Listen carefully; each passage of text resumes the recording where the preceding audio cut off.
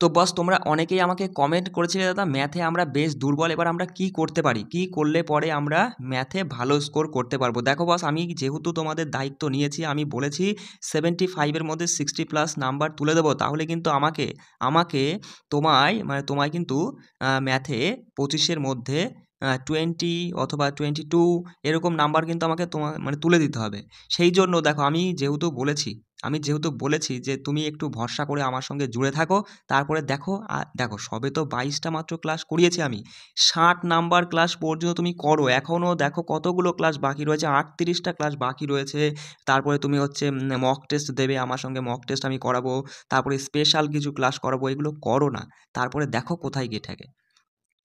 এবার ম্যাথে অনেকের দুর্বলতার কথা চিন্তা করে আমি তোমাদের দেখো ম্যাথের স্পেশাল কিছু ক্লাসের চিন্তা ভাবনা করলাম যে 5টা তোমাদের আমি স্পেশাল ক্লাস দেবো।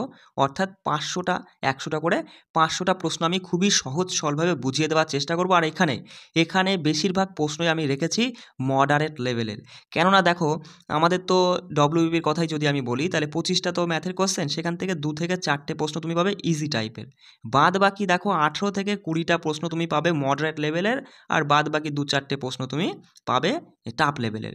এবার এই মডারেটটার উপরে আমরা একটু বেশি জোর লাগাচ্ছি, কারণ ইজি টাইপের প্রশ্ন তুমি পারবে।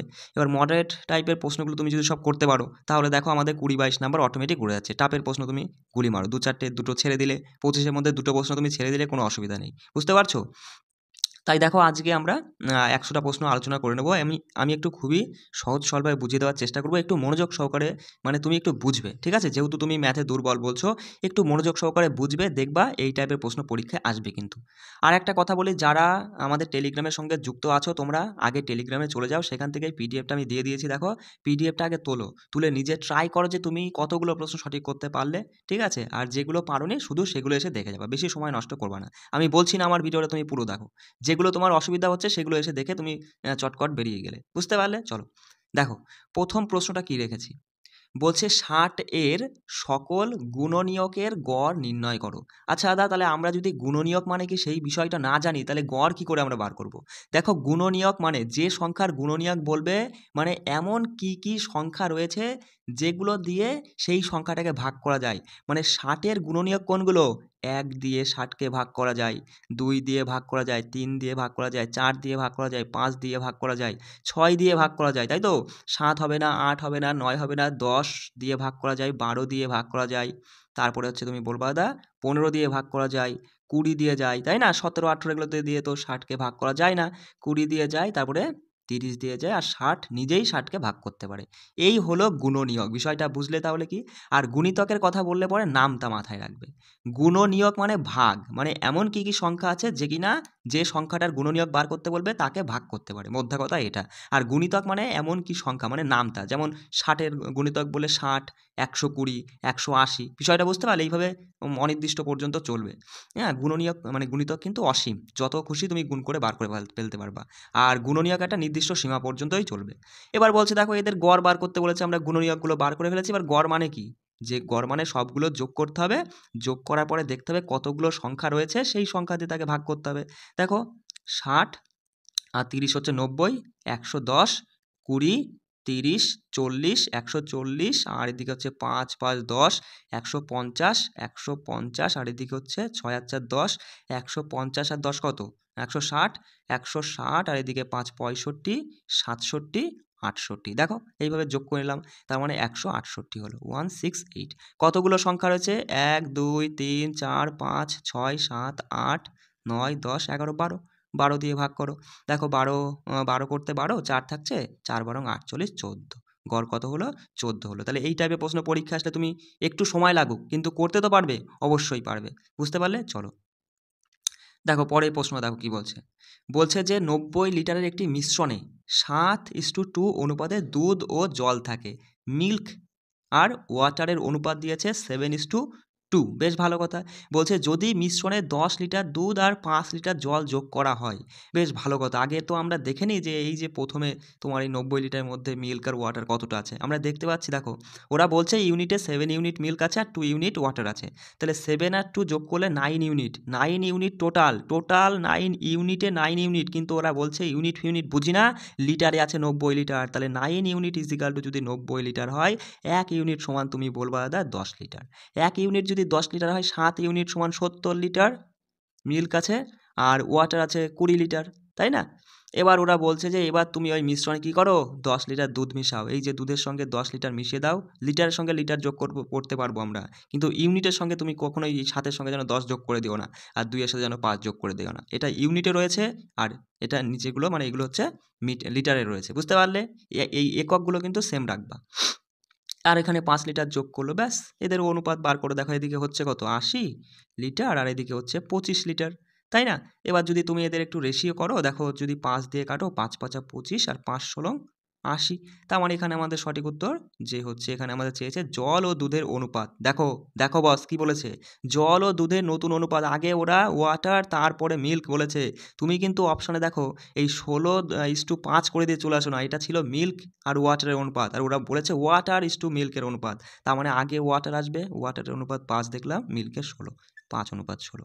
এই বিষয়গুলো কিন্তু একটু লক্ষ্য রাখতে হবে, অর্থাৎ অপশান 1 আমাদের সঠিক উত্তর। বলো বুঝতে পারলে কি? যদি দেখো বুঝতে না পারো, যদি সমস্যা হয় অবশ্যই আমাকে কমেন্টে জানাবা।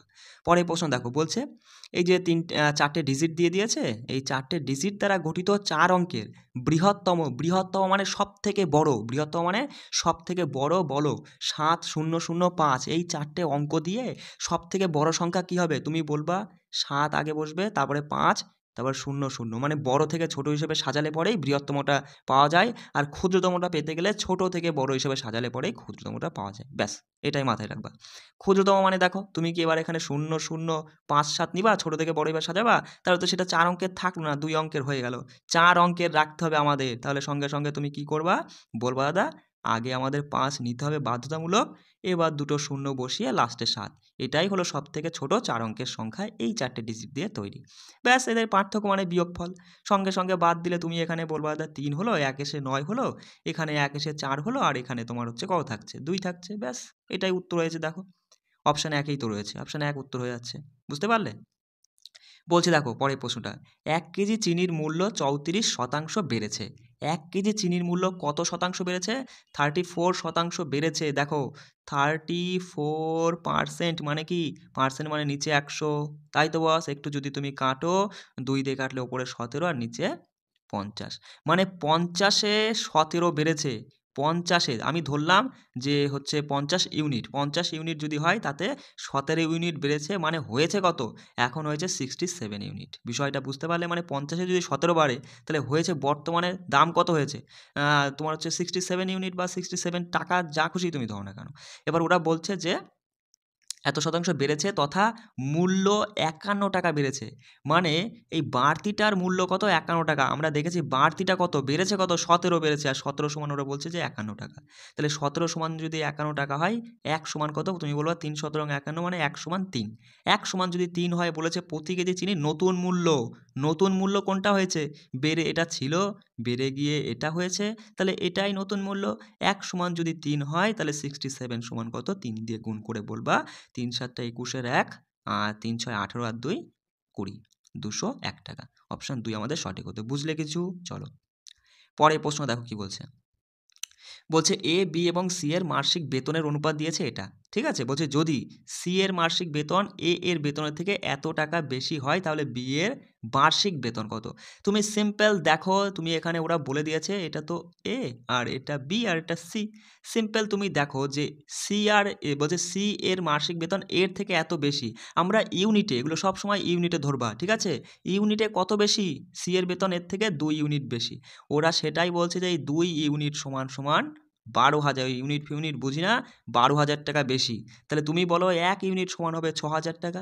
1 ইউনিট সমান যদি 6,000 টাকা হয়, তাহলে আমাদের বলছে তাহলে বি এর বার্ষিক বেতন কত? তাহলে বি এর ইউনিট কত? সঙ্গে সঙ্গে বলবা বি এর ইউনিট 8। দেখো এখানে একটু দেখে নাও, 8। তাহলে 1 ইউনিট যদি তোমার হচ্ছে 6,000 হয়, 8 ইউনিট সমান কত? 8 দিয়ে গুণ করলে বলবা 6 এটা 48,000 টাকা। 48,000 টাকা অ্যান্সার করে দিয়ে এসো না, কারণ এগুলো সব ছিল মাসিক বেতনের অনুপাত। চেয়েছে আমাদের বার্ষিক বেতন, তাহলে মাসিক মানে প্রত্যেক মাসের ইনকাম। প্রত্যেক মাসে যদি 48,000 টাকা করে ইনকাম করে, বার্ষিক মানে এক বছরে অর্থাৎ 12 মাসে কত হবে, 12 দিয়ে 48কে ভাগ মানে গুণ করো। দেখো 12কে তুমি 10 যোগ 2 ধরো, তাহলে এখানে হচ্ছে 4,80,000 তো হয়েই যাচ্ছে, আমি একবারে করে দিলাম।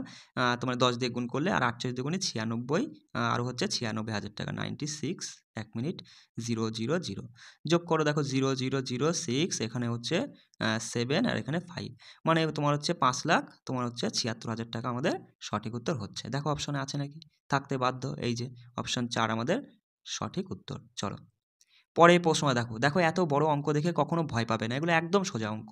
কি বলছে ভালো করে বুঝবে, বলছে একটি বিদ্যালয়ে ষষ্ঠম শ্রেণী, সপ্তম শ্রেণী এবং অষ্টমতম শ্রেণীতে শিক্ষার্থীদের সংখ্যা ছিল যথাক্রমে এতজন, মানে 6-এ পড়ে, এতজন 7-এ পড়ে, একজন এতজন আর কি 8-এ পড়ে। বলছে প্রতিটি শ্রেণীর শিক্ষার্থীরা বিভিন্ন বিভাগে বিভক্ত ছিল, বেশ ভালো কথা, কিন্তু শ্রেণী জুড়ে, প্রত্যেকটি শ্রেণী জুড়ে মানে কি সমস্ত শ্রেণী জুড়ে প্রত্যেকটি বিভাগে একই সংখ্যক শিক্ষার্থী ছিল, মানে তারা একটা দল করে নিয়েছে। এবার এই দল করেছে যে মানে সমস্ত শ্রেণী 6, 7, 8 সব মিলিয়ে, মানে সেই সব মিলিয়ে বলতে কি 6-এর ধরো বলেই আমরা 15 জন করে, কথার কথা আমি বলছি, আমরা 15 জন করে একটা দল, 15 জন করে, তাহলে 6-এর সবাই 15 জন করে একটা দল করলো। ঠিক একই রকম 7-এ যারা আছে তারাও 15 জন করে দল করলো, দল করে যতজন হলো 8-এ যারা আছে তারাও 15 জন করে দল করে 322 জন হলো। 15 জন করে তো হবে না, এবার মানে সঠিকটা কী হবে সেটাই আমরা বার করব।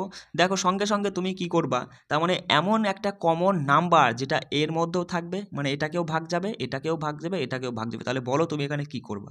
সঙ্গে সঙ্গে তুমি এখানে কি করবা, গসাগু বার করো, মানে এমন একটা কমন নাম্বার যেটাকে সবার মধ্যে দেওয়া যায়, তাই না? তাহলে তুমি এখানে কি করবা, গসাগু করবা। দেখো যদি গসাগু করো এখানে, দেখো 2 দিয়েই তুমি দাও, 2 দিয়ে দিলে পরে হচ্ছে 9 আর এদিকে 2, 92, আর এখানে তুমি যদি দেখো 1 আর এখানে 3 আর এখানে হচ্ছে 8, তাই তো? আর এখানে তুমি দিয়ে দিলে হচ্ছে 1, 6, 1। এবার দেখো আর যায় কি, এবার দেখো এটাকে কত দিয়ে যাচ্ছে, দেখো এখানে 92 তো, আচ্ছা এখানে 61 আছে, যেহেতু বিজোড় সংখ্যা রয়েছে এটা একটা, তাহলে এখানে তুমি একবারে দেখো 23 দিয়ে দাও, 23 দিয়ে দিলে পরে হচ্ছে 4, আর এদিকে হচ্ছে 6, আর এদিকে হচ্ছে কত হচ্ছে দেখো, আর এদিকে 7, হ্যাঁ 7 ঘরই যাবে, ঠিক আছে? তার মানে আর যাচ্ছে না, তাহলে আমরা গসাগু কোনটা পাই, গসাগু সবসময় এই পাশে যেগুলো থাকে সেগুলো গুণ করে পাই গসাগু।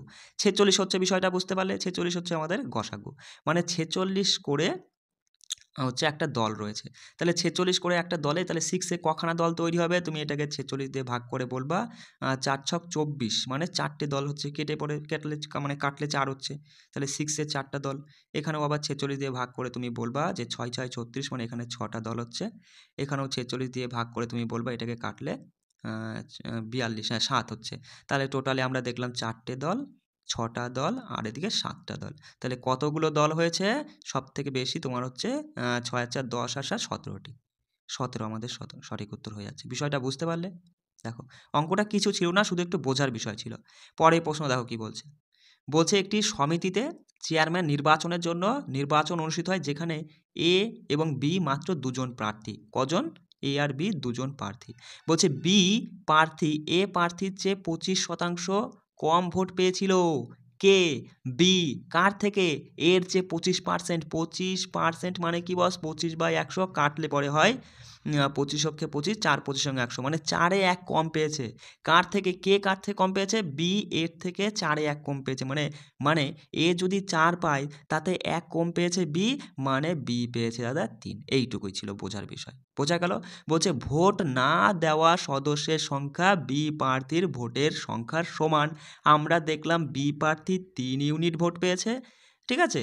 ইউনিটে ধরবা, সবসময় এগুলো ইউনিট ধরবা, তাহলে বি প্রার্থী 3 ইউনিট ভোট পেয়েছে, আর ওরা বলছে যে যারা ভোট দেয়নি তারা ওই বি যতগুলো ভোট পেয়েছে ততগুলোই ভোট দেয়নি, তাহলে আরও 3 ইউনিট তোমার ভোট দেয়নি, এই হচ্ছে কথা। বলছে সমিতিতে 20,000 জন সদস্য থাকলে এর মোট ভোট কত। দেখো আমরা দেখছি সমিতিতে টোটালে আমরা দেখছি কত জন সদস্য রয়েছে, তুমি বলবা যে দাদা 7 আর 3 10, 10 ইউনিট সদস্য রয়েছে, ওরা বলছে ওসব ইউনিট বুঝি না, আছে কত 20,000 জন সদস্য। তাহলে 10 ইউনিট যদি 20,000 হয়, তুমি সঙ্গে সঙ্গে বলবা দাদা 1 ইউনিট সমান 2,000, আর 1 ইউনিট যদি তোমার 2000 হয়, আমাদের জানতে চেয়েছে যে এ কত ভোটে জয় লাভ করেছে। ভালো করে বোঝো, এ কত ভোটে, এ কত ভোট পেয়েছে সেটা বলেনি। আমি বারবার করে তোমাদের একটা কথা বলি, অঙ্ক, এই যে লেখা অঙ্ক মানে মোদ্দা কথা যে পাটিগণিতের অঙ্ক বিশেষ করে মানে ভালো করে পড়বা, পড়ার মধ্যেই সঠিকভাবে পড়ে বসাতে যাবা, দেখবা অটোমেটিক উত্তর চলে আসবে। বলছে যে এ কত ভোটে জয়লাভ করেছে। আমরা দেখছি যে খেলা তো হয়েছে এ আর বি এর মধ্যে, ওরা বলেই দিয়েছে এ আর বি দুজন মাত্র প্রার্থী। এবার এই দুজনের মধ্যে খেলা হয়েছে, এ 3 ইউনিট, এ 4 ইউনিট, তাহলে 1 ইউনিট বেশি পেয়েছে, মানে 1 ইউনিট ভোটে জিতেছে। আর 1 ইউনিট মানেই তো তোমার দেখলাম 2000 ভোটে জয়লাভ করেছে, সঠিক উত্তর হয়ে যাবে। দেখো অপশান 4 আমাদের সঠিক উত্তর হয়ে যাবে। বিষয়টা বুঝলে তো? চলো দেখো পরের প্রশ্ন। বলছে এ এবং বি তোমার এত আর এত টাকা নিয়ে একটি ব্যবসা শুরু করে, বেশ ভালো কথা, এবং তাদের টাকা অনুযায়ী তাদের লাভ্যাংশ ভাগ করার সিদ্ধান্ত নেয়, মানে যে লাভটা হবে তারা সেটা ভাগ করে নেবে, বেশ ভালো কথা, মানে টাকা অনুযায়ী যার যেমন লাভ হয়েছে সে সেমন ভাগ করে নেবে। বলছে কিন্তু সি 24,000 মানে এই টাকাটা নিয়ে ব্যবসায় যোগ দেয়।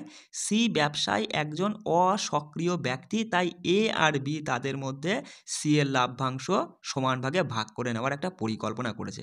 মানে মোদ্দা কথা এ আর বি দুজন যুক্তি করেছে, যুক্তি করে বলছে সি তো সক্রিয় ব্যক্তি, ও কিছু ব্যবসা সম্পর্কে বোঝে না, ও টাকা ইনভেস্ট করেছে করুক, ওর বলবো যে লাভটা কিছু হয়নি, ওর লাভটা আমরা দুজনে ভাগ করে নিয়ে নেবো, এইটাই বলতে চাইছে। মানে তোমাকে ভাষা পড়ে বুঝতে হবে। বলছে যদি বছর শেষে লাভ এত টাকা হয় তাহলে এর ভাগ করে দেখো। আমরা জানি, দেখো আমি তোমাদের কিন্তু এই অংশীদারি কারবারের অঙ্ক টপিকটা করাইনি, ঠিক আছে, তবু আমি দেখো বলে দিচ্ছি। সবসময় মাথায় রাখবা লাভ্যাংশ, প্রফিট, আমি প্রফিট বলে লিখছি, লাভ্যাংশ সমান মূলধন, হ্যাঁ? মূলধনকে আমি লিখছি, ডিনোট করছি। হ্যাঁ, এখানে দেখো তোমার হচ্ছে মূলধনকে আমি এম দিয়ে লিখলাম, হ্যাঁ? মূলধনের সঙ্গে টাইম মানে সময়টা গুণ করলে পরে কি পাওয়া যায়? সবসময় লাভ্যাংশ পাওয়া যায়। কিচ্ছু তোমার এর মধ্যে করতে হবে না। মূলধন আর সময়টাকে তুমি গুণ করবা, লাভ্যাংশ পেয়ে যাবা। তাহলে এর ক্ষেত্রে হবে মূলধন আর এর যে মূলধন তার সাথে তার সময় গুণ করলে এর লাভ্যাংশ পাবো। বি এর ক্ষেত্রেও তাই, সি এর ক্ষেত্রেও তাই। বি এর ক্ষেত্রেও বি এর মূলধন মানে বি কত লাগিয়েছিল আর কত সময়ের জন্য লাগিয়েছিল সেটা গুণ করলে বি এর লাভ পাবো। সি এর ক্ষেত্রে তাই। তাহলে সেম সেম তুমি কি করবা তাহলে সঙ্গে সঙ্গে একটু দেখে নাও। সঙ্গে সঙ্গে তুমি বলবা এ বি সি, লাভ্যাংশ আমরা প্রফিট খুঁজছি, তাহলে এ এর মূলধন 32, মানে দেখো 1 মিনিট, হ্যাঁ এখানে দেখো মানে 32,000 কে দিয়ে লিখলাম, এই লিখতে মানে অতটা জায়গা হবে না সেই জন্য। আর 56,000, তাই তো, আর হচ্ছে সি লাগিয়েছিল 24,000, তাই তো। এবার দেখো এই যে হাজারের 3টে করে শূন্য কিন্তু বাদ হয়ে যাচ্ছে, মানে কে বাদ হয়ে যাচ্ছে, বিষয়টা বুঝতে পারছো? আমি এখানে কে দিয়ে বোঝাচ্ছি, মানে 3টে শূন্যকে আমি ধরাতে পারছি না সেই জন্য। এদের এবার তুমি দেখো এখানে বছর তো দেখো ওরা বলছে যে যদি যদি বছর শেষে মানে 1 বছরের কথার সঙ্গে তুমি যদি 1 গুণ করো, সেই গুণ করাও যা আর না করাও তাই, সেই জন্য আমি এটা মানে না বলেই তোমার এড়িয়ে গেলাম, ঠিক আছে। মানে দেখো 1 দিয়ে গুণ করাও যায় না করাও তাই, বিষয়টা বুঝতে পারলে? এবার দেখো এদের সবসময় রেশিও করবে, 3 জন আছে, 3 জন থাকুক, 2 জন থাকুক, 4 জন থাকুক, সবসময় রেশিও করবে। তাহলে এদের লাভের রেশিওটা, প্রফিটের রেশিওটা আমরা পাচ্ছি দেখো 4 দিয়ে, একবারে 8 দিয়ে কাটো, 4টা 32, 1 মিনিট, লেখাটা হয়তো ভালো বসছে না, 4টা 32 আর 7টা 56, আর এদিকে 3টা 24, মানে এদের লাভের অনুপাতটা পেলাম 4:7:3। আর ওরা বলছে যে টোটালে যদি বছর শেষে মোট লাভ এত টাকা হয়, তাহলে আমরা দেখছি ইউনিটে 7 আর 3 10 আর 4 14 ইউনিট, তাই তো 14ই তো হচ্ছে, হ্যাঁ 14 ইউনিট সমান 56K, এত টাকা। তাহলে সঙ্গে সঙ্গে বলবা তুমি 14 দিয়ে যদি কাটো 4 14 56, মানে 1 ইউনিট, 1 ইউনিট সমান দাঁড়াচ্ছে 4K, 4,000 টাকা। তাহলে 1 ইউনিট যদি 4,000 হয়, আমাদের বলছে এ এর মোট লাভ নির্ণয় করো। এ তো 4 ইউনিট লাভ করেছে, 1 ইউনিট যদি তোমার 4,000 হয়, 4 ইউনিট 4 16,000 টাকা। এবার এই 16,000 কি তুমি উত্তর করবা? 16,000 কিন্তু উত্তর করবা না। 16,000 টাকা তো এ তার নিজের টাকা ইনভেস্ট করে সেটা 16,000 পেয়েছে। এবার এই সি যে লাভটা পেয়েছে তারা তো এরা দুজন সমান ভাগে ভাগ করে নেবে। সির হচ্ছে 3 ইউনিট, 1 সমান যদি 4,000 হয়, 3 ইউনিট সমান 12,000, তাহলে 12,000-এর অর্ধেক মানে 6,000 এরা মানে এ নিয়েছে, বুঝতে পারলে? দুজনে অর্ধেক অর্ধেক করে নিয়ে নিয়েছে। এরা চালাকি করে, ও তো বোঝে না ভালো ব্যবসা সম্পর্কে। তাহলে 16,000 আর মানে 6,000, 22,000 টাকা টোটালে এর মোট লাভ হয়েছে। ধরতে পারলে? দেখো অঙ্কটা কিছুই ছিল না, শুধু বোঝার ছিল। অপশন 2 আমাদের সঠিক উত্তর। পরের প্রশ্ন দেখো, একদম এটা ইজি টাইপের একদম প্রশ্ন। বলছে তেলের দাম 25% বৃদ্ধি। দেখো পার্সেন্টেজ লেখো, 25%, মানে এটা কাটলে পরে হয় 1/4। বৃদ্ধি বলেছে মানে প্লাস চিহ্ন, যেটা উত্তরে বেরোবে সেক্ষেত্রে সবসময় ওপরে যা আছে, ওপরে যা আছে তাই লিখবো। এখানে যোগ চিহ্ন থাকলে এই দুটো যোগ করে নিচে বসাবো, বিয়োগ থাকলে এই দুটো, মানে যদি হ্রাস বলতো তাহলে আমরা বিয়োগ চিহ্ন দিতাম, এখানটায় বিয়োগ চিহ্ন দিতাম, হ্রাস বললে আর এই দুটো বিয়োগ করে নিচে লিখতাম। বিষয়টা বুঝতে পারছো? কিন্তু এখানে বৃদ্ধি বলেছে তাই প্লাস চিহ্ন দিয়েছে, আর এই দুটো যোগ করে নিচে বসাবা 5, ব্যাস, শতকরায় তাই 100 দিয়ে গুণ, কাটলে পরে 20। একদম ইজি প্রশ্ন, মুখে দেখে মানে চোখে দেখেই তুমি আনসার করতে পারতে। দেখো পরের প্রশ্ন দেখো কি বলছে, বলছে যদি কোনো ট্রেন দিল্লি থেকে সকাল 6:50 যাত্রা শুরু করে এবং দেরাদুনে দুপুর 1টায় পৌঁছায় এবং তারপর ফেরার সময় 5 ঘন্টা 20 মিনিটে আবার দিল্লি ফিরে আসে, বলছে যদি ট্রেনের গড় গতিবেগ 120 কিমি/ঘন্টা হয় তবে দিল্লি ও দেরাদুনের মধ্যে দূরত্ব কত কিমিতে। দেখো অঙ্কটা পড়তে যতটা সময় লাগলো অঙ্কটা করতে তার অর্ধেক সময় লাগবে। অনেকের দেখে মনে হচ্ছে দা কী বড় অঙ্ক, কীভাবে কী করব। দেখো সিম্পল দেখো আমরা কি জানি যে distance is equal to speed into time, এই একটাই সূত্র, মানে সূত্র বলতে কি একটাই কনসেপ্ট, এই দূরত্ব সমান গতিবেগ ইন্টু সময়, এইটা দিয়ে এই সময় দূরত্বের সমস্ত অঙ্ক আমরা করে নেব। তাহলে আমাদের এই ডিস্ট্যান্স জানতে চেয়েছে। দেখো গতিবেগ স্পিড কত তুমি সঙ্গে সঙ্গে বলবা দাদা, প্রথমে তো একটা গতিতে গিয়েছিল আবার আর একটা গতিতে ফিরে এসছে, মানে এদের গড় গতি 120, ওরা সেটাই বলে দিয়েছে গড় গতি হচ্ছে 120, তাই না? আর সময়টা তুমি দেখো, সময়টাই এখানে তোমাকে বার করতে হবে। তুমি এখানে দেখতে পাচ্ছ যে যাওয়ার সময় 6:50 শুরু, মানে স্টার্ট হয়েছে, মানে যাত্রা শুরু করছে আর 1টায় গিয়ে পৌঁছেছে, মানে ক ঘন্টা যদি তুমি 7টা থেকে ধরো 8টা 9টা 10টা 11টা 12টা 1টা 6 ঘন্টা, আর এদিকে 10 মিনিট এদিকে হচ্ছে মানে 6 ঘন্টা 10 মিনিট, 6 ঘন্টা 10 মিনিটে গিয়েছে আর ফিরে এসেছে 5 ঘন্টা 10 মিনিটে, মানে 20 মিনিটে। তাহলে 6 ঘন্টার 5 ঘন্টা 11 ঘন্টা 10 মিনিট আর 20 মিনিট, তোমার হচ্ছে 30 মিনিট, 11.5 ঘন্টা। তাহলে 11.5 ঘন্টাটা হচ্ছে টোটাল সময়, গিয়েছে আবার ফিরে এসেছে, তাহলে গড় সময় কত 2 দিয়ে ভাগ করে বলবা, সেটা হলো গড় সময়। তাহলে 11.5/2, ব্যাস এইটুকুই কাটাকাটি করলে আমাদের সঠিক উত্তর চলে আসবে। দেখো এই দশমিক তুললে পরে নিচে 10, এই 0 0 কেটে বাদ দিয়ে দিলে, এটা দিয়ে এটা কাটলে 6 হচ্ছে, 6 দিয়ে 115কে গুণ করলে 5 ছক 30-এর 0, 6 11 66 আর 3 হচ্ছে 69। আমাদের সঠিক উত্তর ডিস্ট্যান্স হচ্ছে কত কিলোমিটার হলো, 690 কিলোমিটার। এবার দেখো আমি তোমাদের একটা কথা বলবো, সেটা হচ্ছে কি, দেখো বস তুমি তো বিদ্বান হতে আসোনি, তুমি এসেছো কি যে দাদা আমরা যেন সঠিক সময়ের মধ্যে এক্সাম সেন্টারে গিয়ে সঠিক সময়ের মধ্যে যেন সমস্ত প্রশ্নগুলো করে আসতে পারি। সেই জন্য আমরা যেখানে কনসেপ্ট দিয়ে আমাদের কাজ করলে হয়ে যাবে সেখানে আমরা কনসেপ্ট অ্যাপ্লাই করব, যেখানে শর্ট ট্রিক্স খাটালে পরে অঙ্কটা খুব দ্রুত হয়ে যাবে সেখানে শর্ট ট্রিক্সকে অ্যাপ্লাই করব, যেখানে আমাদের কিছু সূত্র মাথায় যদি রাখতে হয় তাহলে আমরা সেগুলোও রাখবো। দেখো তুমি অঙ্কটা এইভাবে করতে পারতে যদি তুমি এই গড় গতিবেগের সূত্রটা জানতে, মাথায় রাখবে, একটু লিখে নাও দরকার হয়, গড় গতিবেগ সমান গড় গতি বেগে, একটু লেখাটা দেখে মানে আমি বলছি তুমি লিখে নাও, গড় গতিবেগ সমান হচ্ছে মোট দূরত্ব, কি বললাম, টোটাল ডিস্ট্যান্স, অর্থাৎ মোট দূরত্ব বাই তোমার হচ্ছে মোট সময়, মোট সময়, ঠিক আছে? এইটুকু সূত্র শুধু তোমার জানতে যতটা সময়। তাহলে গড় গতিবেগ তুমি দেখতে পাচ্ছ 120, আর মোট দূরত্ব আমরা তো জানি না, দূরত্ব আমাদের বার করতে বলেছে। আর মোট দূরত্ব কী হবে, দেখো দিল্লি, এটা কিন্তু বোঝার বিষয়, দিল্লি আর দেরাদুন, দিল্লি থেকে দেরাদুন গিয়েছে আবার দেরাদুন থেকে দিল্লি ফিরে এসেছে, মানে ডিস্ট্যান্স কিন্তু একই দূরত্ব দুইবার কাজে লাগছে। তাহলে এখানে টোটাল দূরত্ব যদি আমরা ডিস্ট্যান্স ধরি তাহলে সেটা দুইবার হয়েছে, মানে গিয়েছে ফিরে এসেছে, তাহলে 2 ডিস্ট্যান্স হবে। বিষয়টা বুঝলে? আর মোট সময়টা তুমি সঙ্গে সঙ্গে বলবা দাদা যে একটা সময় তো ফিরে আসার সময়টা তো আমরা জানতেই পারছি যে 5 ঘন্টা 20 মিনিট, যাওয়ার সময়টা আমরা দেখছি একটু হিসাব করে নাও, যে তুমি 7টা থেকে ধরো, 7টা থেকে 1টা মানে হচ্ছে 6 ঘন্টা, আর এদিকে 10 মিনিট এদিকে এক্সট্রা হচ্ছে কারণ 7টার আগে 10 মিনিট আগে শুরু হয়েছে, তাহলে 6 ঘন্টা 10 মিনিট আর এই 5 ঘন্টা 20 মিনিট মানে 11 ঘন্টা 30 মিনিট, মানে 11.5 ঘন্টা, তাই তো? টোটাল হচ্ছে সময় আমাদের 11.5 ঘন্টা। ব্যাস এইটাই ছিল কিন্তু প্রশ্নে, এইটুকুই কাটাকাটি করলে পরে সেই একই চলে আসছে কিন্তু আমাদের। বিষয়টা বুঝতে পারলে? চলো পরের প্রশ্ন দেখো বলছে কি, বলছে যে কত ঘন মিলিমিটারে 1000 ঘন ডেসিমিটার হয়। দেখো এখানে তুমি কিছু মানে তোমায় কিছু জিনিস মাথায় রাখতে হবে, সেটা হচ্ছে দেখো আমি বলছি একটু লিখে নাও, মিলি, একটু দেখে লিখে নেওয়ার চেষ্টা করো, হয়তো মানে লেখাটা ভালো হচ্ছে না, মিলি সেন্টি ডেসি আর হচ্ছে মি। আর আমরা কি জানি, আমরা জানি 1 মিটার সমান 10 ডেসিমিটার, 100 সেন্টিমিটার আর 1000 মিলিমিটার, এইটুকু তো আমরা জানি তাই না? 1 মিটার সমান 10 ডেসিমিটার হয়, 1 মিটার সমান 100 সেন্টিমিটার হয়, আর 1 মিটার সমান 1000 মিলিমিটার হয়। আর এখান থেকে আমরা কিন্তু এটাও বলতে পারি যে 10 ডেসিমিটার সমান 1000 মিলিমিটার, তাই তো?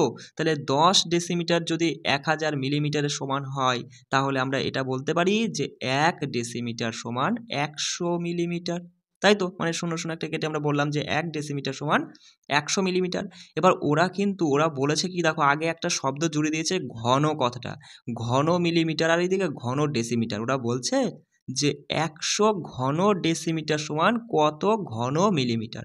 তাহলে আমরা আগে দেখে নিই যে 1 ঘন ডেসিমিটার সমান কত ঘন মিলিমিটার হয়। তাহলে ঘন মানে কিউব করব, এখানেও তুমি কিউব করবা, করে সঙ্গে সঙ্গে বলবা 1 কিউব তো একই হচ্ছে, আর এদিকে হচ্ছে 103 বার গুণ করলে কি হবে, মানে তোমার হচ্ছে টোটালে মানে আরও 4টে শূন্য বেড়ে যাবে, মানে 6টা শূন্য হবে, তাই তো? 2টো 4টো আর এদিকে 6টা, মানে এত হয়ে যাচ্ছে মিলিমিটার। এটা কত? 1 ঘন ডেসিমিটার সমান এত ঘন মিলিমিটার। কিন্তু ওরা জানতে চেয়েছে যে 100 ঘন ডেসিমিটার সমান কত। জাস্ট এর সঙ্গে 100 বানাতে গেলে 100 দিয়ে তুমি গুণ করবা, এখানেও তাই তুমি 100 দিয়ে গুণ করবা। গুণ করলে পরে একের পরে দেখো এখানে 2টো শূন্য, 4টে শূন্য, 6টা শূন্য, 8টা শূন্য, মানে টোটালে 8টা শূন্য হবে। 2টো 4টে 6টা 8টা। বিষয়টা বুঝতে পারলে? তাহলে সঠিক উত্তর হবে যে 100 ঘন ডেসিমিটার সমান আমাদের এত, একের পরে 8টা শূন্য।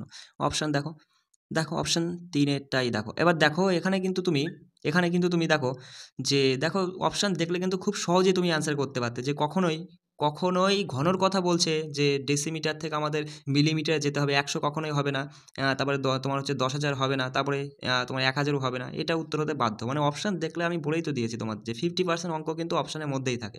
চলো পরের প্রশ্নটা দেখো, বলছে যে এদের গসাগু নির্ণয় করো। দেখো এই যে একটা সংখ্যায় এদের এদের দুজনের গসাগু নির্ণয় করতে বলছে। বা তোমাদের মধ্যে অনেকেই যে হয়তো ভাবছো যে এই আবার কি অঙ্ক, কিভাবে এদের গসাগু নির্ণয় করবো, অনেকে হয়তো ভয় পেয়ে গেছো প্রশ্ন দেখে।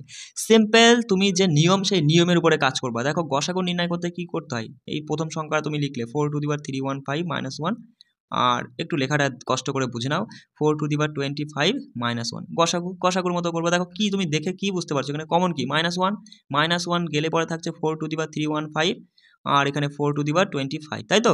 এখান থেকে দেখো যে 4 টু দি পাওয়ার 5 যদি আমরা নিই, মানে এটা দিয়ে যদি এইগুলোকে ভাগ করি, দেখো কি থাকছে, 4 টু দি পাওয়ার 5 দিয়ে বারে ভাগ করো, 5 দিয়ে ভাগ করলে 5 ছক 30 আর 3 5 15, 4 টু দি পাওয়ার 63, আর হচ্ছে 4 টু দি পাওয়ার 5 দিয়ে করলে 5 থাকছে। এদেরকে কি আর ভাগ করা যাচ্ছে? যাচ্ছে না। তাহলে আমাদের গসাগু মানে কি, এই বরাবর যেগুলো থাকে সেগুলোরই গুণফল।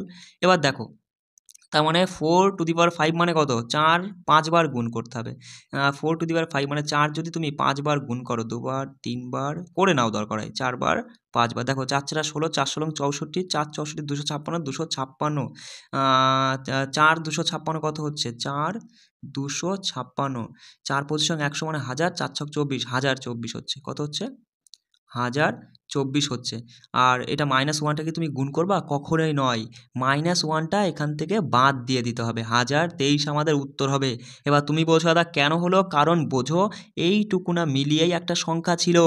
এবার এই যে 4-এর পাওয়ার যেটা, সে মানে 25 আছে, এবার 4-এর পাওয়ার 25 কত হয়, সেখান থেকেই তো 1 বাদ দিলে পরেই পুরো একটা আস্ত মানে পূর্ণ সংখ্যা পাওয়া যেত, এখানেও তো তাই।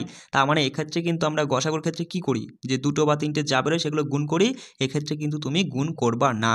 এই যে পাওয়ারে যে সংখ্যাটা থাকবে সেটার মান বার করে নিয়ে -1 থাক -2 থাক যাই থাক সেটা শুধু ঝেড়ে দিবা, বাদ দিয়ে দিবা, সঠিক উত্তর চলে আসবে। এই বিষয়টা কিন্তু একটু মাথায় রাখার চেষ্টা করবা। তাহলে 1024 থেকে একবার বেরিয়ে গেলে 1023 আমাদের সঠিক উত্তর। বোঝা গেল? চলো পরের প্রশ্ন দেখো কি বলছে, যে 30% দুধ আর 78% দুধের দুইটি মিশ্রণকে কত অনুপাতে মেশালে প্রাপ্ত মিশ্রণে জলের ঘনত্ব তোমার 46%।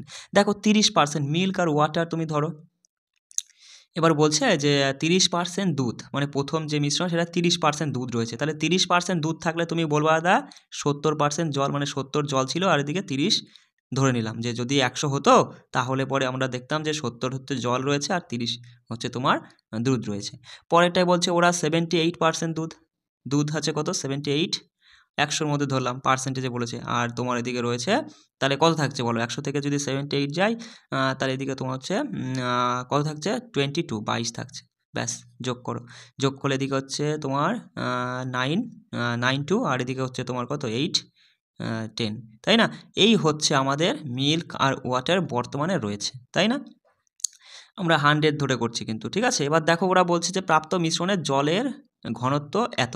এবার মিশানোর পরে ওরা বলছে নাকি সেখানে নাকি জল আছে 46, আর বাকিটা দুধ হবে, তাহলে 100-র মধ্যে 46 যদি জল হয়, বাকি কতটা দুধ বলো, 54, তাই না?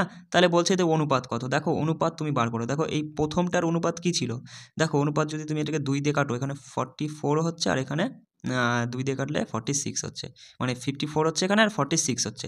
তাহলে দেখো অনুপাত কিন্তু সেম হয়ে যাচ্ছে, এদের কেটে তুমি যে অনুপাতটা পাচ্ছ এদের কেটেও কিন্তু সেই একই অনুপাত পাচ্ছ, মানে অনুপাত দুটোরই কী হচ্ছে 1:1 হয়ে যাচ্ছে আমাদের সঠিক উত্তর। বিষয়টা ধরতে পারলে অপশান 3 কিন্তু আমাদের এখানে সঠিক উত্তর হয়ে যাচ্ছে। পরের প্রশ্নটা দেখো কি বলছে, বলছে যে একটি ঘড়ি ও লাইটারের দাম একসাথে 1 টাকা 10 পয়সা। বলছে লাইটারের দাম ঘড়ি থেকে 1 টাকা বেশি হলে ঘড়ির দাম কত? দেখো ঘড়ির দাম জানতে চেয়েছে, ঘড়ির দাম আমরা থোড়িই জানি, আমি ধরলাম ঘড়ির দাম এক্স টাকা। আর ওরা বলছে যে লাইটারের দাম কিন্তু ঘড়ির দামের থেকে 1 টাকা বেশি, মানে 100 পয়সা বেশি। তাহলে বলবা তুমি যে ঘড়ির দাম এক্স টাকা তো ধরলাম আমরা, এবার ঘড়ির দাম যা তার থেকে 1 টাকা বেশি, মানে আমরা পয়সায় কনভার্ট করলাম, যেহেতু এখানে 10 পয়সা রয়েছে, 100 পয়সা বেশি। এবার বলছে এই দুটো মিলিয়ে নাকি একসাথে তোমার 1 টাকা 10 পয়সা, মানে 110 পয়সা। ব্যাস সিম্পল, এইটুকু তুমি সমাধান করো। সঙ্গে সঙ্গে বলবা যে এখানে দুখানা এক্স আর যোগ 100 সমান ওদিকে 110, তাহলে এখানে দুখানা মানে 2x সমান হয়ে যাচ্ছে, 100 দিক গিয়ে ঝেড়ে মানে বিয়োগ হয়ে যাচ্ছে, 10 থাকছে, তাহলে x সমান বেরোচ্ছে 5 পয়সা। এটা কিন্তু পয়সায় বেরোলো, তাই না? 5 পয়সা আমাদের সঠিক উত্তর, যে ঘড়ির দাম x মানে আমরা ঘড়ি ধরেছিলাম, ঘড়ির দাম হচ্ছে 5 পয়সা। আর যদি বলতো লাইটের দাম কত, তাহলে 5 পয়সা আর 100 পয়সা, 105 পয়সা। 5 পয়সা আর 105 পয়সা, দেখো এদের মধ্যে পার্থক্য কিন্তু 1 টাকা, মানে 100 পয়সা, আর দুটো মিলিয়ে 110 পয়সা। বিষয়টা বুঝতে পারলে? তাহলে এখানে আমাদের সঠিক উত্তর ঘড়ির দাম 5 পয়সা, অপশান 3। পরের প্রশ্নটা দেখো কি বলছে, বলছে যদি একটি সংখ্যা সেই সংখ্যার 50% এবং সেই সংখ্যার 25%-এর গড় এত হয়, তাহলে সংখ্যাটি কত? যা বলবে, আমি বারবার করে একটা কথা বলি, লেখা প্রশ্নে যা বলবে সেইভাবে পড়তে পড়তে যাবা আর বসাতে বসাতে যাবা। বলছে একটি সংখ্যা আমরা থোড়িই জানি, ধরলাম সংখ্যাটা এক্স, বলছে সেই সংখ্যার 50%, মানে এক্সের 50%, মানে 50%কে নিচে আমি 100 লিখলাম। এবার বলছে যে এবং সেই সংখ্যার 25%, সেই সংখ্যাটা এক্স, এর 25%, মানে গুণ দিয়ে 25 লেখাও যা, 25/100 লেখাও তাই। এবার বলছে যে এদের গড় নাকি এত। দেখো গড় মানে কি, এখানে 3টে দেখতে পাচ্ছি, 1 2 3টে সংখ্যা যোগ করব, যোগ করে 3 দিয়ে ভাগ করব, আর গড় হয়ে যাবে 280 দেওয়া আছে। দেখো এগুলো তুমি যদি একটু কাটাকাটি করো, ওপরে 1 আর নিচে 2, এখানে ওপরে 1 আর নিচে 4, মানে ওপরটুকুন আমরা কি পাচ্ছি দেখো, একটু একটু সমাধান করে নাও। ওপরে পাচ্ছি এক্স প্লাস তোমার হচ্ছে x/2 প্লাস তোমার হচ্ছে x/4, তাই না? আর নিচে, এর নিচে 3 রয়েছে, সমান 2 8। দেখো 3টা উড়িয়ে দাও, উড়িয়ে দিয়ে এর সঙ্গে বজ্র গুণন করে দাও, তাহলে 228, মানে 280-র সঙ্গে 3 গুণ করলে কত হচ্ছে? দেখো 1 মিনিট মাইনাস করে দিই, হ্যাঁ, তার মানে 0, 4টা 32-এর 2, আর থাকলো কত, হচ্ছে 3 থাকলো, 6 আর 3 9, মানে 920 টাকা থাকছে। তোমার 3টা উড়ে গেল ওইদিকে। তাহলে এবার দেখো এইদিকে তুমি এদের লসাগু করো।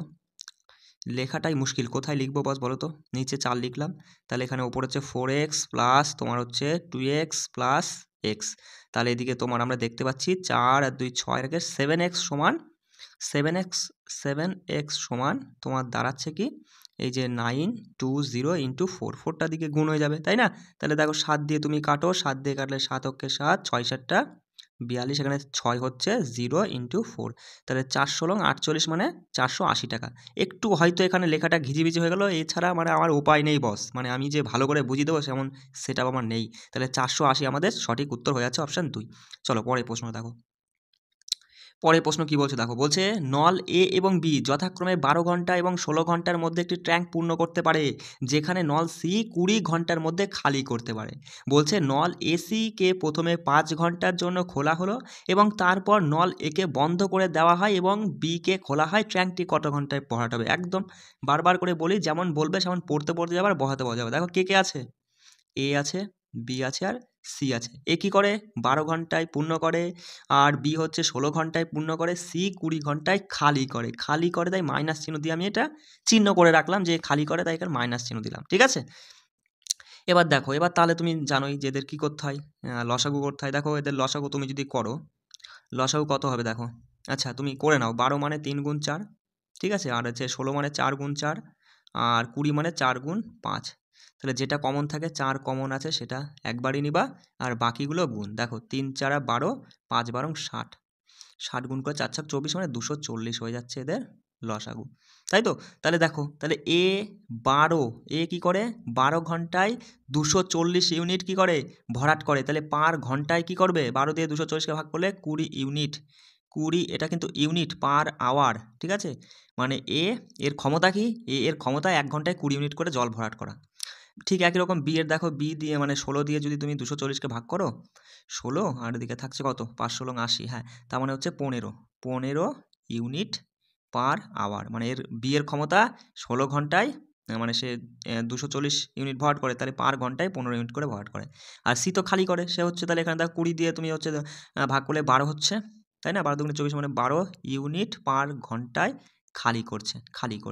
এবার দেখো, এবার ব্যাস আমরা বার করে নিলাম। এবার দেখো কি বলছে, ওরা বলছে নল এ এবং সি কে প্রথমে 5 ঘন্টার জন্য খোলা হলো। দেখো এ কি করে, এ ঘন্টায় 20 ইউনিট ভরাট করে, আর সি কি করে, ঘন্টায় 12 ইউনিট খালি করে। তাহলে ঘন্টায় কতটুকু ভরছে, মানে থাকছে কতটুকু? 20 থেকে 12 গেলে তুমি বলবা যে দাদা 8 ইউনিট করে ঘন্টায় জমা হচ্ছে। তাহলে ঘন্টায় 1 ঘন্টা আর কি 8 ইউনিট জমা হচ্ছে। 5 ঘন্টা চলেছিল ওরা দুজনা মিলে, তাহলে 40 ইউনিট এটা কি ভরাট হয়ে গেছে। তাহলে 240 তো টোটাল ইউনিট, মানে টোটাল জল, তার মধ্যে 40 ইউনিট যদি ভরাট হয়ে যায় তাহলে বাকি থাকে 200 ইউনিট। এবার এই 200 ইউনিট কি করবে, একে বন্ধ করে দেওয়া হলো, বন্ধ করে দিয়ে বি কে আবার খোলা হলো। এ তুমি বন্ধ হয়ে যাও, বি খুলে যাও, আর সি তো ছিলই। তাহলে এরা দুজনা কি করবে, দেখো এরা দুজনা, এ তো 15 করে ভরে এবার 12 করে ফেলে দেয়। তার মানে এরা দুজনা একসাথে থাকলে পরে মানে এ একটু কম ফেলছে, বেশি ভরছে, তার মানে 3 ইউনিট করে ভরছে আর কি পার ঘন্টায় যদি 3 ইউনিট করে ভরে, তাহলে এই যে তোমার 200 ইউনিট ভরতে কত ঘন্টা লাগবে? দেখো 3 দিয়ে এটাকে ভাগ করো, 3 দিয়ে ভাগ করলে 3 6 18, আবার 2 থাকছে 3 6 মানে 6.66 আওয়ারে কি হচ্ছে, মানে এরা কাজ করছে। আর ওই আগে আগে এ আর সি মিলে করেছিল না 5 ঘন্টা, তাহলে 6 পয়েন্ট মানে 66.66 সঙ্গে আর ওই 5 ঘন্টা যোগ করো, 66 আর 5 হচ্ছে 71.66 ঘন্টা। চলো, বিষয়টা বুঝতে পারলে? হয়তো একটু মানে কি বলবো, একটু ঘিজিমিচি টাইপের হয়ে গেল, কিন্তু একটু কষ্ট করে বোঝে নাও। 66 আর 5 71.66 ঘন্টা, অপশান 1 আমাদের সঠিক উত্তর। ভালো প্রশ্ন। চলো পরের প্রশ্ন দেখো, দারুণ একটা প্রশ্ন। বলছে কি 5 সেমি ব্যাসার্ধের একটি বৃত্তের ভেতরে অবস্থিত শীর্ষবিন্দু সম্পূর্ণ বর্গক্ষেত্রের ক্ষেত্রফল কত? দেখো একটা বৃত্ত রয়েছে, একটু বৃত্তটা আঁকার চেষ্টা করলাম। বলছে এই বৃত্তটা কি বলছে, 5 সেমি ব্যাসার্ধের, বৃত্তটার ব্যাসার্ধ 5 সেমি, বেশ ভালো কথা। এবার বলছে বৃত্তের ভেতরে অবস্থিত শীর্ষবিন্দু সম্পূর্ণ বর্গক্ষেত্র, মানে শীর্ষবিন্দু মানে থেকে থাকবে এরকম, শীর্ষবিন্দু সম্পূর্ণ একটা বর্গক্ষেত্র, বেশ ভালো কথা, এই যে বর্গক্ষেত্র রয়েছে। এবার দেখো আমি ইচ্ছা করে এই বরাবর একটা দাগ টেনে দিলাম, তাহলে এই বরাবর যদি আমি একটা দাগ টেনে দিই, এটা কিন্তু দুটো জিনিস বোঝায়। একটা হচ্ছে বৃত্তের ব্যাস পুরোটা, আর এইটুকুনা কথা বললে বৃত্তের ব্যাসার্ধ এটা, আর পুরো এই দাগটা যদি বর্গক্ষেত্রের কি হয়, বর্গক্ষেত্রে এটা কর্ণ হয়, তাই তো বস? তাহলে ওরা বলে দিয়েছে 5 সেমি ব্যাসার্ধ, তুমি এইটুকু বলবা, এইটুকু তো 5 সেমি, এইটুকু কি সেমি, 5 সেমি। এইটা এবার ওরা বলছে যে তোমার হচ্ছে বর্গক্ষেত্রের ক্ষেত্রফল কত। দেখো এটা তো 5 সেমি হচ্ছে, তাহলে পুরোটা কতটুকু, আরও এইটুকু আরও 5 সেমি, তাহলে টোটালে 10 সেমি। 10 সেমিটা বর্গক্ষেত্রের কি, বর্গক্ষেত্রের কর্ণ। তাহলে বর্গক্ষেত্রের কর্ণের সূত্র কি, √2 × বাহু সমান তোমার হচ্ছে, ওটা দেখতে পেলাম 10, তাই না, কর্ণ। তাহলে এবার দেখো বাহু সমান কি হবে, বাহু সমান হবে, এটা অবশ্যই গিয়ে ভাগ হয়ে যাবে 10/√2, তাই তো? এবার এটা হচ্ছে বাহু, বর্গক্ষেত্রের বাহু যদি আমরা পেয়ে যাই, তাহলে ক্ষেত্রফল পেতে আর সময় কি, ক্ষেত্রফল সমান বাহু গুণ বাহু। তাহলে এই যে এখানে লিখছি, হ্যাঁ, 10/√2 ইন্টু 10/√2 মানে বাহু ইন্টু বাহু। দেখো এটা গুণ করলে আমাদের উত্তর চলে আসছে 10 আর 10 100, আর √2 গুণ করলে কি হয়, √2 গুণ করলে 2 হয়, মানে 2 দিয়ে 100 কাটলে 50 আমাদের সঠিক উত্তর হয়ে যাচ্ছে। দেখো কোথায় রয়েছে, অপশান 3 আমাদের সঠিক উত্তর। বোঝা গেল? চলো পরের প্রশ্ন দেখো কি বলছে।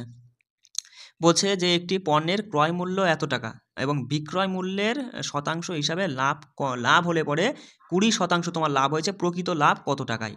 মানে প্রকৃত লাভ কত টাকায় তোমাকে বার করতে বলেছে। বিষয়টা মানে ভালো করে বোঝো আর কি। বলছে একটি পণ্যের ক্রয় মূল্য হচ্ছে 2800 টাকা। বলছে বিক্রয় মূল্যের শতাংশ হিসাবে, মানে বিক্রয় মূল্যের উপর যদি আমরা হিসাব করি, তাহলে আমাদের 20% লাভ হয়েছে। 20% মানে দাদা 20/100, যদি ঝেপে দিই 1/5 হচ্ছে, মানে 5-এ 1 লাভ হয়েছে, 5-এ 1 লাভ হয়েছে। সিপি আর এসপি লিখে নাও, সিপি আর এসপি লিখে নিলে। দেখো দেখো ওরা হিসাবটা কিসের উপর করেছে, ওরা বলেই দিয়েছে কিন্তু বিক্রয় মূল্যের উপর হিসাব করেছে, ঠিক আছে? ওরা বলছে যে আমরা বিক্রয় মূল্যের উপর হিসাব করেছি, 5-এ 1 লাভ হয়েছে, তাহলে 5টা কি, 5টা হচ্ছে তোমার হচ্ছে এসপি হয়ে যাবে, কারণ বিক্রয় মূল্যের উপর হিসাব করেছে। যদি ক্রয় মূল্যের উপর হিসাব করতো, তাহলে আমরা এখানে 5টা সিপির ঘরে লিখতাম, আর এক যেহেতু লাভ হয়েছে তাহলে আর একটা কী হবে, তোমার হচ্ছে সিপির উপর হিসাব করলে এখানে 6 হতো, কিন্তু বিক্রয় মূল্যের উপরে আমাদের হিসাব করছি, তাহলে বিক্রয় মূল্যের এখানে 5 লিখবো আর এখানে 4 লিখবো। কেন 4 লিখবো? কারণ যদি এখানে আমরা 6 লিখতাম তাহলে বস ক্রয় মূল্য থেকে বিক্রয় মূল্য কম হয়ে যাচ্ছে, তাহলে তো লস হয়ে যেত, সেই জন্য কিন্তু এখানে বিয়োগ করে বিয়োগটা লিখবো। বিষয়টা বুঝতে পারলে? বোঝাতে কি পারলাম? তাহলে এবার দেখো কী হয়েছে, এবার ওরা বলছে যে তোমার হচ্ছে ক্রয় মূল্য কত, মানে 2800 টাকা। আমরা দেখতে পাচ্ছি সিপি ইউনিটে কত, 4 ইউনিট, 4 ইউনিট সমান হচ্ছে, ওরা বলছে যে ওসব ইউনিট ফিউনিট বুঝি না, 2800। তাহলে 1 সমান কত? 700। 1 সমান যদি 700 হয়, আমাদের বলতে চাইছে যে প্রকৃত লাভ কত। লাভ কত হয়েছে? দেখো একই লাভ হয়েছিল, 4 থেকে 5-এ গিয়ে বিক্রি করেছে। 4 ইউনিটের জিনিস 5 ইউনিটে বিক্রি করেছে, 1 ইউনিট লাভ, 1 ইউনিট মানে তো 700। 700 আমাদের সঠিক উত্তর। অপশান 3। বোঝাতে কি পারলাম? যদি বোঝাতে না পারি অবশ্যই কমেন্ট করবা। পরের প্রশ্ন দেখো, ভালো একটা প্রশ্ন, কি বলছে ভালো করে বুঝবা। বলছে প্রতিটি 2 সেমি বাহু বিশিষ্ট 6টি ঘনককে এক প্রান্ত থেকে অপর প্রান্ত পর্যন্ত জোড়া হয়, ফলস্বরূপ যে আয়তক ঘনকটি গঠিত হয় তার পৃষ্ঠতলের ক্ষেত্রফল বর্গ সেমিতে কত হবে। দেখো দারুণ একটা প্রশ্ন। দেখো এই প্রশ্ন সমাধান করার একটা সূত্র রয়েছে। দেখো সূত্রের পাশাপাশি তুমি কিন্তু নিজের ব্রেনটাকে কাজে লাগিয়েও প্রশ্নের অ্যান্সার করে আসতে পারবে। ঠিক আছে, আমি আগে সূত্রটা বলছি, তুমি একটু মাথায় রাখো। দেখো 2 ইন্টু দৈর্ঘ্য, দৈর্ঘ্য গুণ প্রস্থ, মানে এখানে দেখো আমি লিখে দিই, অবশ্য একটু লিখে নাও। এল মানে হচ্ছে দৈর্ঘ্য, ঠিক আছে, আর তোমার হচ্ছে বি মানে আমরা ধরবো প্রস্থ, আর এইচ মানে আমরা ধরবো উচ্চতা। ঠিক আছে, এবার তাহলে মাথায় রাখবা 2 ইন্টু দৈর্ঘ্য প্রস্থ যোগ প্রস্থ উচ্চতা যোগ উচ্চতা দৈর্ঘ্য। ঠিক আছে, এই সূত্রটা কাজে লাগালে পরে উত্তর আমাদের চলে আসবে। ঠিক আছে, এবার চলো, এবার তার আগে আমরা দেখব যে কিভাবে আমরা নিজের ব্রেনটাকে কাজে লাগিয়ে আমরা প্রশ্নের সমাধান করব। দেখো আচ্ছা, এটা ঘনকের ছবি আমি একটু আঁকার চেষ্টা করছি, একটু দেখে নাও এটা ঘনক কেমন হয়। এই যে এরকম টাইপের হয় অনেকটা, তাই না? মানে যেমনই হলো একটু দেখে নাও, এরকম টাইপের হয়। আর আচ্ছা, একটা ঘনকের কয়টি তল? 6টি তল। মাথায় রাখবে ঘনকের কয়টি তল? 6টি তল। ঠিক আছে, কটা ঘনকের কথা বলছে? 6টি ঘনকের কথা বলছে। তাহলে 6টি ঘনকে 6টি করে তল হলে 36টা তল হচ্ছে। 36টা তলের টোটাল বর্গক্ষেত্রটাই হবে আমাদের পৃষ্ঠতলের ক্ষেত্রফল। বুঝতে পারলে বিষয়টা? এবার দেখো ওরা এই 6টি ঘনক কীভাবে সাজিয়েছে, মানে প্রথম থেকে একদম এক প্রান্ত থেকে আরেক প্রান্তে রেলগাড়ির মতো সাজাচ্ছে। 1টা 2টো ঘনক, 3টে ঘনক, 4টে ঘনক, 5টা ঘনক, 6টা ঘনক সাজিয়েছে। তাহলে এই টোটালে 6টা ঘনকের মধ্যে 36টা তল রয়েছে, তাই তো বস? বুঝতে পারছো বিষয়টা?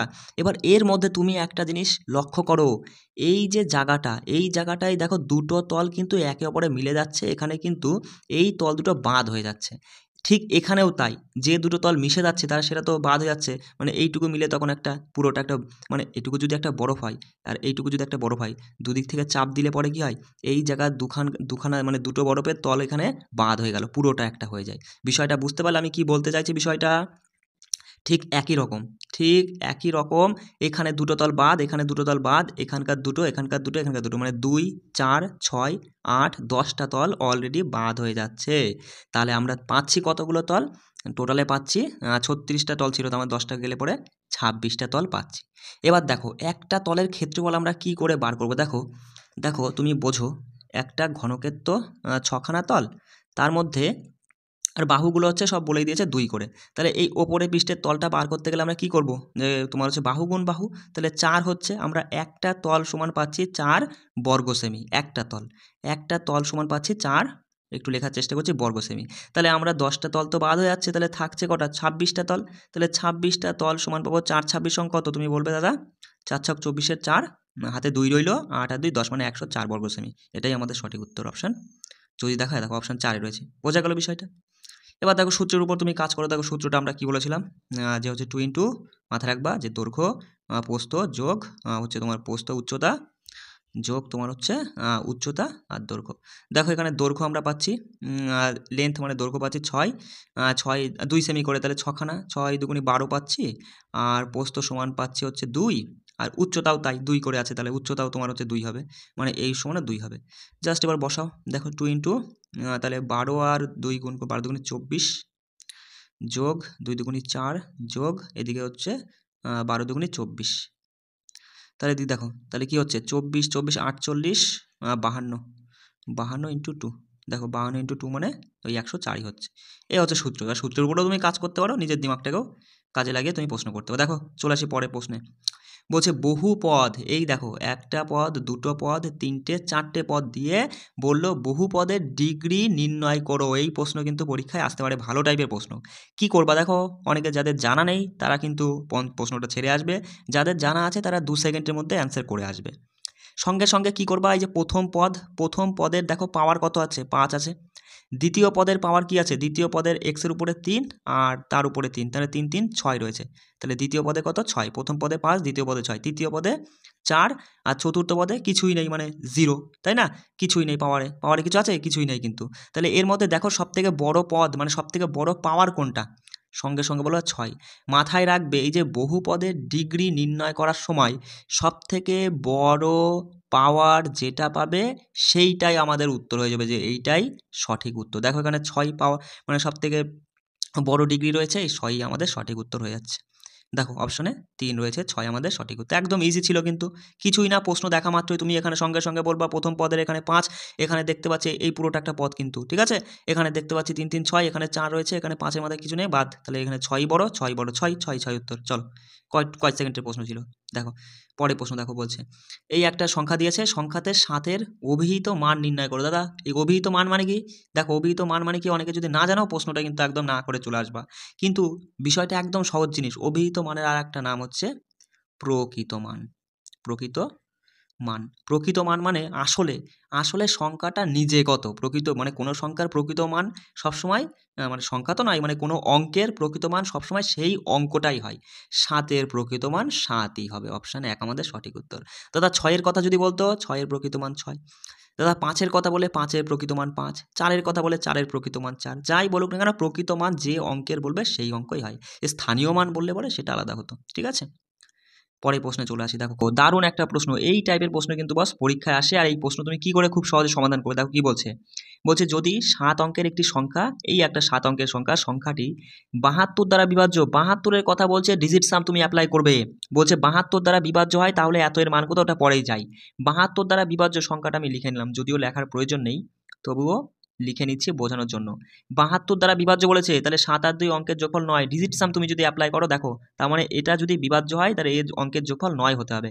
সঙ্গে সঙ্গে 9 গুলো তো বাদ দিয়ে দাও, 7 থাকছে আর এক্স আর ওয়াই থাকছে। দেখো এক্স আর ওয়াই মিলিয়ে আমাদের হতে হবে 2, তবেই তো 7 আর 2 যোগ করে 9 আসবে। তার মানে এক্স আর ওয়াই মিলিয়ে 2 হয়, এক্স আর ওয়াই 1 1 হতে পারে, তাই না? মানে এক্সও 1, ওয়াইয়ের মানও 1 হতে পারে, অথবা 2 আর 9 হতে পারে, অথবা লেখাটা বসছে না, অথবা 3 আর এদিকে তোমার হচ্ছে 8 হতে পারে, অথবা 4 আর এদিকে 7 হতে পারে, তাই না? ব্যাস এই কটায় যাওয়ার দরকার নেই। দেখো দেখো তুমি যদি প্রথমটা নাও, এই ওয়াইও যদি 1 আর এক্সও যদি 1 হয়, কোনোদিন 72 দ্বারা বিভাজ্য বলেছে, 72 মানে একটা জোড় সংখ্যা, লাস্টে বিজোড় আসছে, হবে না। 9 নিলেও হবে না, কারণ 72-এর মধ্যে 4 আছে। এইটুকু তোমাকে দিমাগের উপর কাজ করতে হবে। 8 যদি নাও তুমি, 8 নিলে পরে 38। দেখো 38-কে কিন্তু 72-এর মধ্যে 4 আছে, 4 দিয়ে কিন্তু 38-কে যায় না। তাহলে এরপরে দেখো 7 তো এটাও হবে না, সঙ্গে সঙ্গে বলবা তুমি 3 আর এদিকে 6, এই সরি বলছি 3 আর 6, হ্যাঁ 5 আর 6 হবে, 5 6, 5 আর 6 11, মানে 2 হচ্ছে যোগফল। 6 যদি তুমি বসাও তাহলে 36 হচ্ছে। 5 আর 6 এরপরে আর আসবে না, কারণ তারপরে তো হচ্ছে 6 5, একই জিনিস রিপিট হচ্ছে, মানে 5 আর 6 হতে বাধ্য। মানে এক্স সমান 5 আর ওয়াই সমান 6। বিষয়টা বুঝলে আমি কি বলতে চাইলাম? এক্স সমান 5 আর ওয়াই সমান 6, এটা হতে বাধ্য। ব্যাস এবার বসাও, 3 5 15 আর বিয়োগ 6 2 12, 15 থেকে 12 গেলে 3 আমাদের উত্তর। দেখো অঙ্কটা যদি তুমি অন্যভাবে ভাগ করে করতে, সেক্ষেত্রে কিন্তু একটু হয়তো সময় লাগতো, কিন্তু এইভাবে শুধু তোমাকে ব্রেনের উপর একটু কাজ করতে হবে, তাহলে কিন্তু খুব সহজেই তুমি অ্যান্সার করতে পারবে। অপশন 3 এখানে সঠিক উত্তর। পরের প্রশ্ন দেখো কি বলছে, দারুণ একটা প্রশ্ন। বলছে দেখো যদি আমরা একটি ভগ্নাংশকে, ব্যাস একটি ভগ্নাংশকে, যা বলবে তাই করব, সেটির দ্বারা গুণ করি, সেটির দ্বারা মানে ভগ্নাংশকে ভগ্নাংশ দিয়েই গুণ করি, এবং গুণফলটিকে পরস্পরের বর্গ দ্বারা ভাগ করি। এই গুণ করে কি পাই দেখি তো, গুণ করে পাই x square by y square, এবং একে পরস্পরের বর্গ দিয়ে, মানে একে অপরের বর্গ দিয়ে যদি ভাগ করি, তাহলে প্রাপ্ত ভগ্নাংশটি এত। দেখো ভাগ করো, পরস্পরের মানে একে অপরের, মানে একে অপরকে দিয়ে, হ্যাঁ ভাগ করতে হবে, মানে এক্সকে মানে এক্স স্কোয়ারকে ওয়াই স্কোয়ার দিয়ে ভাগ করতে হবে, আর ওয়াই স্কোয়ারকে এক্স স্কোয়ার দিয়ে ভাগ করতে হবে, তাই না? তাহলে এটা উল্টে গিয়ে তুমি বলবা কি হবে, এখানে হবে এক্স স্কোয়ার আর এখানে হবে ওয়াই এর স্কোয়ার। কেন হলো আমি বিষয়টা আবার বলছি, ভালো করে বোঝো। ওরা বলছে তার পারস্পরিক বর্গ দ্বারা ভাগ করি, মানে এক্স এক্স স্কোয়ারকে ওয়াই স্কোয়ার দিয়ে ভাগ করতে হবে। এই ওয়াই স্কোয়ার দিয়ে দেখো আমরা এক্স স্কোয়ারকে কিন্তু কী করছি, ভাগ করছি। বিষয়টা বুঝলে? মানে নিচে এইভাবে গুণ সম্পর্কে থাকা মানেই তো ভাগ করা হচ্ছে, মাঝে মাঝে গুণ রয়েছে, ভগ্নাংশ ওপর নিচে কাটাকাটি যায় মানে ভাগ হয়। বিষয়টা বুঝলে? সেইটাই কিন্তু করলাম। এবার দেখো এইটুকু যদি তুমি করো, ওপরে হচ্ছে কি x4, একটু দেখে নাও, এখানে লিখছি x4 আর নিচে হচ্ছে y4 বলছে ভাগ করি তাহলে প্রাপ্ত সংখ্যাটি এত হয়। দেখো এটা করার পরে এই যে x4 আর y4 সমানই এটা আসছে তোমার এত। দেখো এটা তুমি যদি একটু ভাঙো, দেখো 3 দিয়ে ভাঙালে হচ্ছে 3 অক্ষে 3, মানে 3 একাশি কত, 3 অক্ষে 3, আর একটু লিখি, হ্যাঁ, 3 আটা 24, আর এদিকে হচ্ছে 13 যোগ করলে তোমার হচ্ছে 2 5 6 আর নিচে 8 1। এবার দেখো এখানে 4 আছে, এখানে 4 আছে, এখানে দেখো এগুলো তো কারোর কিউব হয়, দেখো এটা তুমি স্কোয়ার হয়, তাই না? স্কোয়ার হয়। এখানে আমরা লিখতে পারি, এখানে আমরা কি লিখতে পারি দেখো, আচ্ছা এটাকে তুমি ভেঙে নাও। দেখো এখানে তুমি যদি ভাঙো, এখানে নিচে 9 হচ্ছে 9 নং 81, আর এখানে 16 16 হয়ে যাচ্ছে একবারে, কিছু করার দরকার নেই। 16 16 256, তাই না? তাহলে এখানে 4 এর জায়গায় 2 হয়ে যাবে, আর আবার এই 2টা তুলতে গেলে আবার এদিকে তুমি উপরে দাও, তাহলে উপরের দিকে হচ্ছে 4 আর নিচে 3। বিষয়টা বুঝতে পারলে? একটু ঘিজিমিজি হয়ে গেল বস, আমি মানে কি বলবো সত্যি, মানে ভালো করে বোঝাতে পারছি না, একটু ঘিজিমিজি হয়ে গেল, একটু বিষয়টা বুঝে নেওয়ার চেষ্টা করো। তাহলে আমরা কি পেলাম ওখানে? 4/3 পেলাম। দেখো আমি আবার একটু বুঝতে, হয়তো আমি ভালো করে বোঝাতে পারলাম না। কি পেলাম লাস্টে? আমরা পেয়েছিলাম এক্স আর ওয়াই, x4 আর y4, এটা সমান আমরা পাচ্ছি এই দুটো গুণ করে এটার সাথে যোগ করলে দেখো 256 হচ্ছে, আর নিচে 81। দেখো তাহলে তুমি এই 4টা যদি তুলতে হয় তাহলে এদিকে তোমার কি করতে হবে, দেখো তুমি এখানে এখানে এদের বর্গমূল করো। বর্গমূল করলে এখানে 2 থাকবে, মানে 2 2 কেটে যাচ্ছে, শুধু 2 থাকছে। বর্গমূল করলে আমরা পাচ্ছি 16 আর 9 পাচ্ছি। আবার এই 2 তোলার জন্য আবার বর্গমূল করতে হবে, মানে এই 16 আর 9 এর বর্গমূল করলে 4 আর 3 পাচ্ছি। এইটাই শুধু করলাম কিন্তু, ঠিক আছে? একটু বুঝে নাও বিষয়টা। অপশন 4 আমাদের সঠিক হতো। চলো ভালো একটা প্রশ্ন চলে এসছে। বলছে ABC একটি বৃত্তস্থ চতুর্ভুজ। বৃত্তস্থ চতুর্ভুজ মানে বৃত্তের মধ্যে অবস্থিত একটা চতুর্ভুজ। দেখো আমি একটু ছবিটা আঁকার চেষ্টা করি। এই একটা বৃত্ত আঁকলাম, কোনো রকম যাই হোক হলো। তা বলছে ABCD একটা বৃত্তস্থ চতুর্ভুজ, মানে বৃত্তের মধ্যে রয়েছে এমন একটা চতুর্ভুজ, ঠিক আছে? এরকম টাইপের চতুর্ভুজ আমি এঁকে নিলাম। বলছে যেখানে কোণ B সমান 104, দেখো আমি নাম দিয়ে দিচ্ছি A B C আর এদিকে D। তা কোণ B, এই কোণটার মান হচ্ছে কত? ওরা বলছে 104। একটু লেখার চেষ্টা করছি, দেখে নাও। তা বলছে যে A এবং C এর স্পর্শকগুলি P বিন্দুতে মিলিত হয়। স্পর্শক মানে কি? দেখো এটা তো A আর এইটা হচ্ছে সি, এটা লেখাটা একটু দেখে নাও, এটা হচ্ছে সি। তাহলে বলছে এ আর সি এর স্পর্শক, স্পর্শক মানে বৃত্তের গা বেয়ে, স্পর্শক মানে ছোঁয়া, মানে বুঝতেই পারছো যে বৃত্তের গা বেয়ে এরকম চলে গেছে, আর সিতেও তাই, এরকম গা বেয়ে চলে গেছে, ঠিক আছে? যে বিন্দুতে মিলিত হয়েছে সেই বিন্দুটার নাম হচ্ছে পি বিন্দু। তা বলছে যে কোণ এ পি সি এর মানে পরিমাপটা কত? দেখো মাঝখানে যেটা থাকে সেইটাই হচ্ছে কোণ আর কি, এগুলো মানে ছোটোখাটো বিষয় মাথায় রাখবা। কোণ এ পি সি, তাহলে পি কোথায়? এই যে এইটা এ পি সি, মানে এই কোণটা কত আমাদের সেইটা জানতে চেয়েছে প্রশ্নে। দেখো দেখো তুমি প্রশ্ন কিভাবে করবে। এই যে চতুর্ভুজটা তুমি দেখতে পাচ্ছ, এবার চতুর্ভুজের এই যে কোণটা 104 ডিগ্রি, এবার দেখো চতুর্ভুজের আমনে সামনে কোণ 180 ডিগ্রি হয়, তাহলে এটা যদি 104 হয় তুমি সঙ্গে সঙ্গে বলবা এটা কত? 180 ডিগ্রি থেকে 4 গেলে পরে কত হচ্ছে? তোমার হচ্ছে 76 ডিগ্রি, 76 ডিগ্রি হচ্ছে এইটা, তাই তো? এবার এই বরাবর যদি আমি একটা লম্ব তোমাদের টেনে দিই, মানে এই বরাবর যদি একটা লম্ব টানি, তাহলে পরে আমরা বলতে পারি যে বৃত্তের উপপাদ্যাংশ থেকে আমরা এটা বলতে পারি যে এই কোণটা যা হবে এই কোণটাও তাই হবে, এই কোণটাও তাই হবে। মানে এটা যদি 76 হয় তাহলে এই কোণটা, মানে বুঝতে পারছো? এই কোণটা মানে এটা। দেখো হয়তো ছবিতে ভালো আমি অতটা ভালো করে আঁকতে পারছি না, কিন্তু আমি বলে দিচ্ছি, দেখে নাও যে এই কোণটা হচ্ছে 76 ডিগ্রি। তাহলে এই কোণটাও তোমার হচ্ছে 76 ডিগ্রি, আর এই টোটালটা তো একটা ত্রিভুজ, তাই না? আর আমরা জানি ত্রিভুজের 3টি কোণের মান 180 ডিগ্রি হয়। তাহলে এটাও 76, এটাও 76, তাহলে দুটো যদি আমরা যোগ করে দিই তাহলে হচ্ছে কত? 100, 140 আর 12 মানে 152 ডিগ্রি, 152 ডিগ্রি হয়ে যাচ্ছে তোমার মানে এই দুটো কোণের মান। আর আমরা জানি যে একটা ত্রিভুজের 3টে কোণের মান 180 ডিগ্রি, তাহলে 180 ডিগ্রি থেকে 152 গেলে পরে কত হচ্ছে? 28 ডিগ্রি। অর্থাৎ এই কোণটার মান আমাদের জানতে চেয়েছি যেটা, সেটা সঠিক উত্তর 28 ডিগ্রি। বিষয়টা বুঝতে পারলে? ছবিতে মানে কি বলবো, অতটা ভালো করে ছবি হয়তো তোমাদের মাঝে বোঝাতে পারলাম না, দেখে নাও। চলো ঠিক আছে, পরের প্রশ্ন চলো দেখে নিই। দেখো দারুণ একটা প্রশ্ন, কি বলছে? বলছে ধরুন পি এবং কিউ হলো দুটি ধনাত্মক সংখ্যা, যথাক্রমে লসাগু আর গসাগু, মানে দুটি ধনাত্মক সংখ্যার যথাক্রমে লসাগু হচ্ছে পি আর গসাগু হচ্ছে কিউ। বিষয়টা বুঝতে পারছো? ভালো করে বুঝবে, দারুণ প্রশ্ন কিন্তু, ঠিক আছে? একটু মডারেট লেভেলের প্রশ্ন, মানে মডারেট টু টাফ লেভেলের প্রশ্ন। বলছে যদি পি কিউ সমান এই, মানে পি কিউ এর অনুপাতটা দিয়েছে এটা আর পি কিউ এর গুণফল দিয়েছে এটা। আচ্ছা, পি মানে কি? পি মানে তো এলসিএম মানে লসাগু, আর হচ্ছে কিউ মানে হচ্ছে তোমার হচ্ছে এইচসিএফ মানে গসাগু। তাহলে তুমি এদের বলবা যে অনুপাতটা বলছে 14 আর 1, তাই তো? আর বলছে যে এই যে এদের দুজনারই মানে পি কিউ মানে লসাগু আর গসাগুরই গুণফল সমান, ওরা বলে দিচ্ছে যে 1134। তাহলে এই দুটো গুণ করে দেবো আমরা। আমরা তো জানি না অ্যাকচুয়ালি তো 14 আর 1 তো না লসাগু, আমরা ধরলাম 14x লসাগু আর 1x হচ্ছে গসাগু, আর এদের গুণফল ওরা বলছে 1134। তাহলে দেখো এটুকু গুণ করলে হচ্ছে কত? 14x² সমান 1134, তাই তো?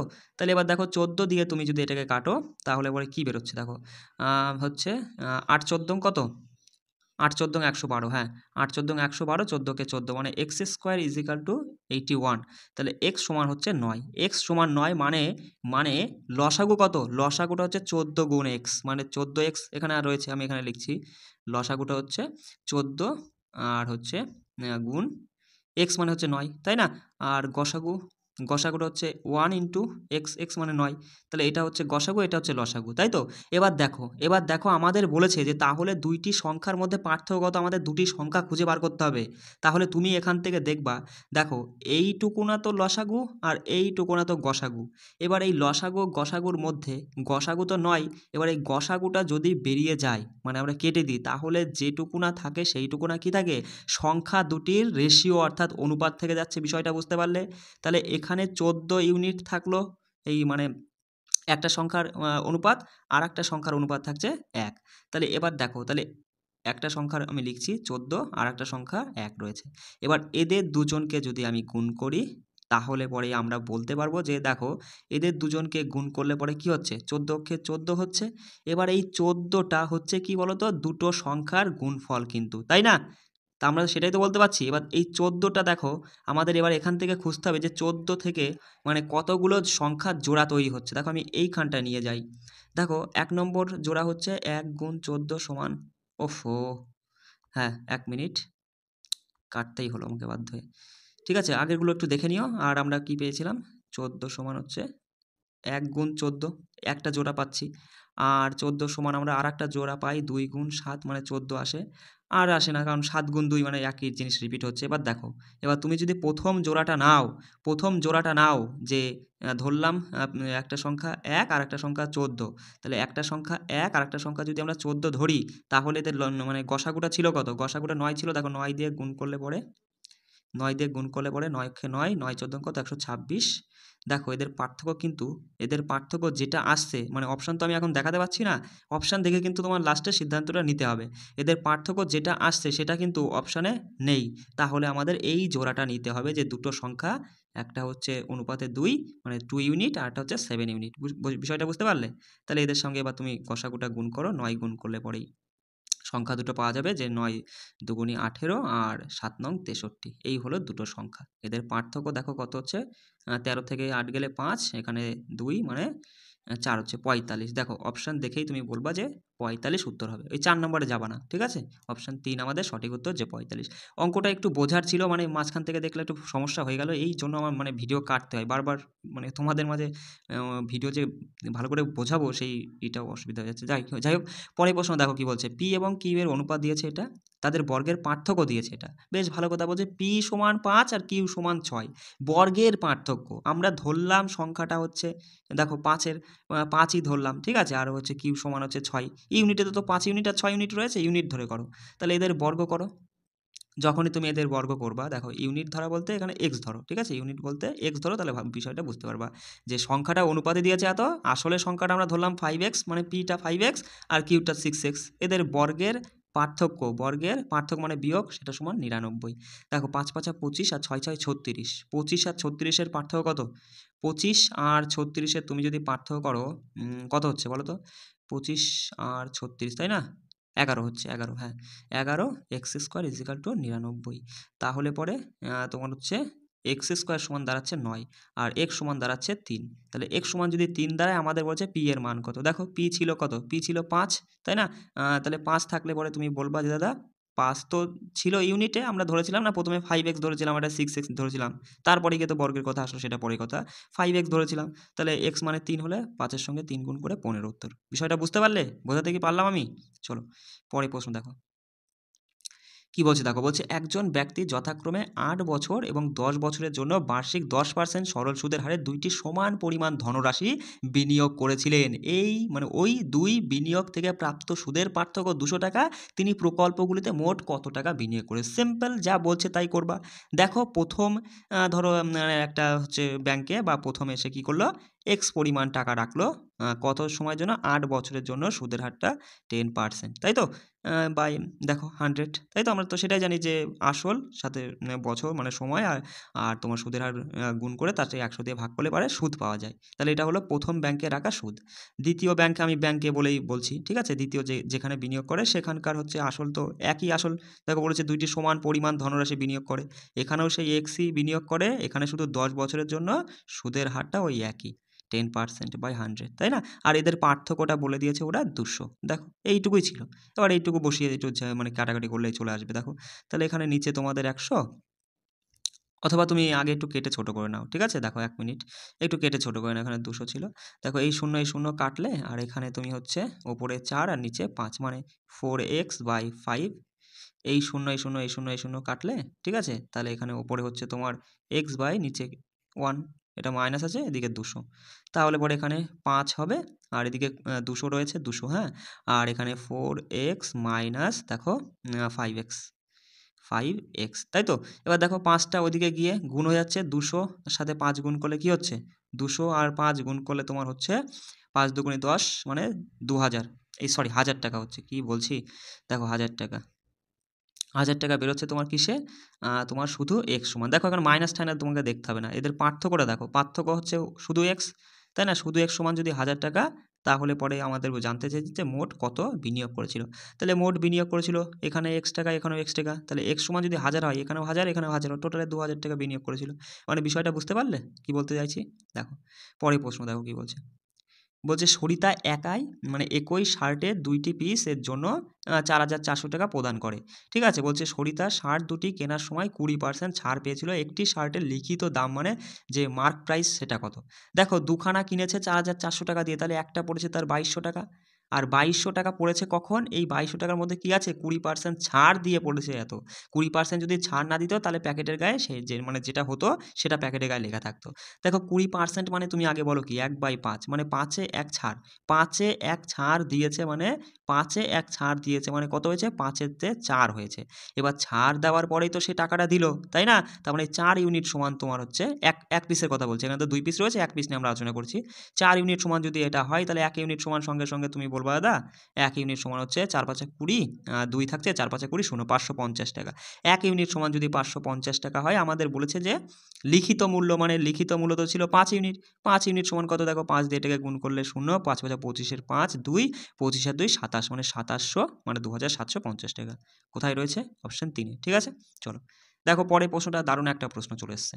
প্রশ্ন কি বলছে যে 10 সেমি এবং 16 সেমি ব্যাসার্ধের দুইটি বৃত্তের কেন্দ্রগুলির মধ্যে দূরত্ব তোমার হচ্ছে 30 সেমি হলে, তা বলছে যে তাদের সরাসরি সাধারণ স্পর্শকের দৈর্ঘ্য নির্ণয় করো। দেখো দুটো বৃত্ত রয়েছে, এই একটা বৃত্ত, এই বৃত্তটার হচ্ছে তোমার ব্যাসার্ধটা, এটা তো কেন্দ্র। 1 মিনিট, লেখাটা বসছে না কেন?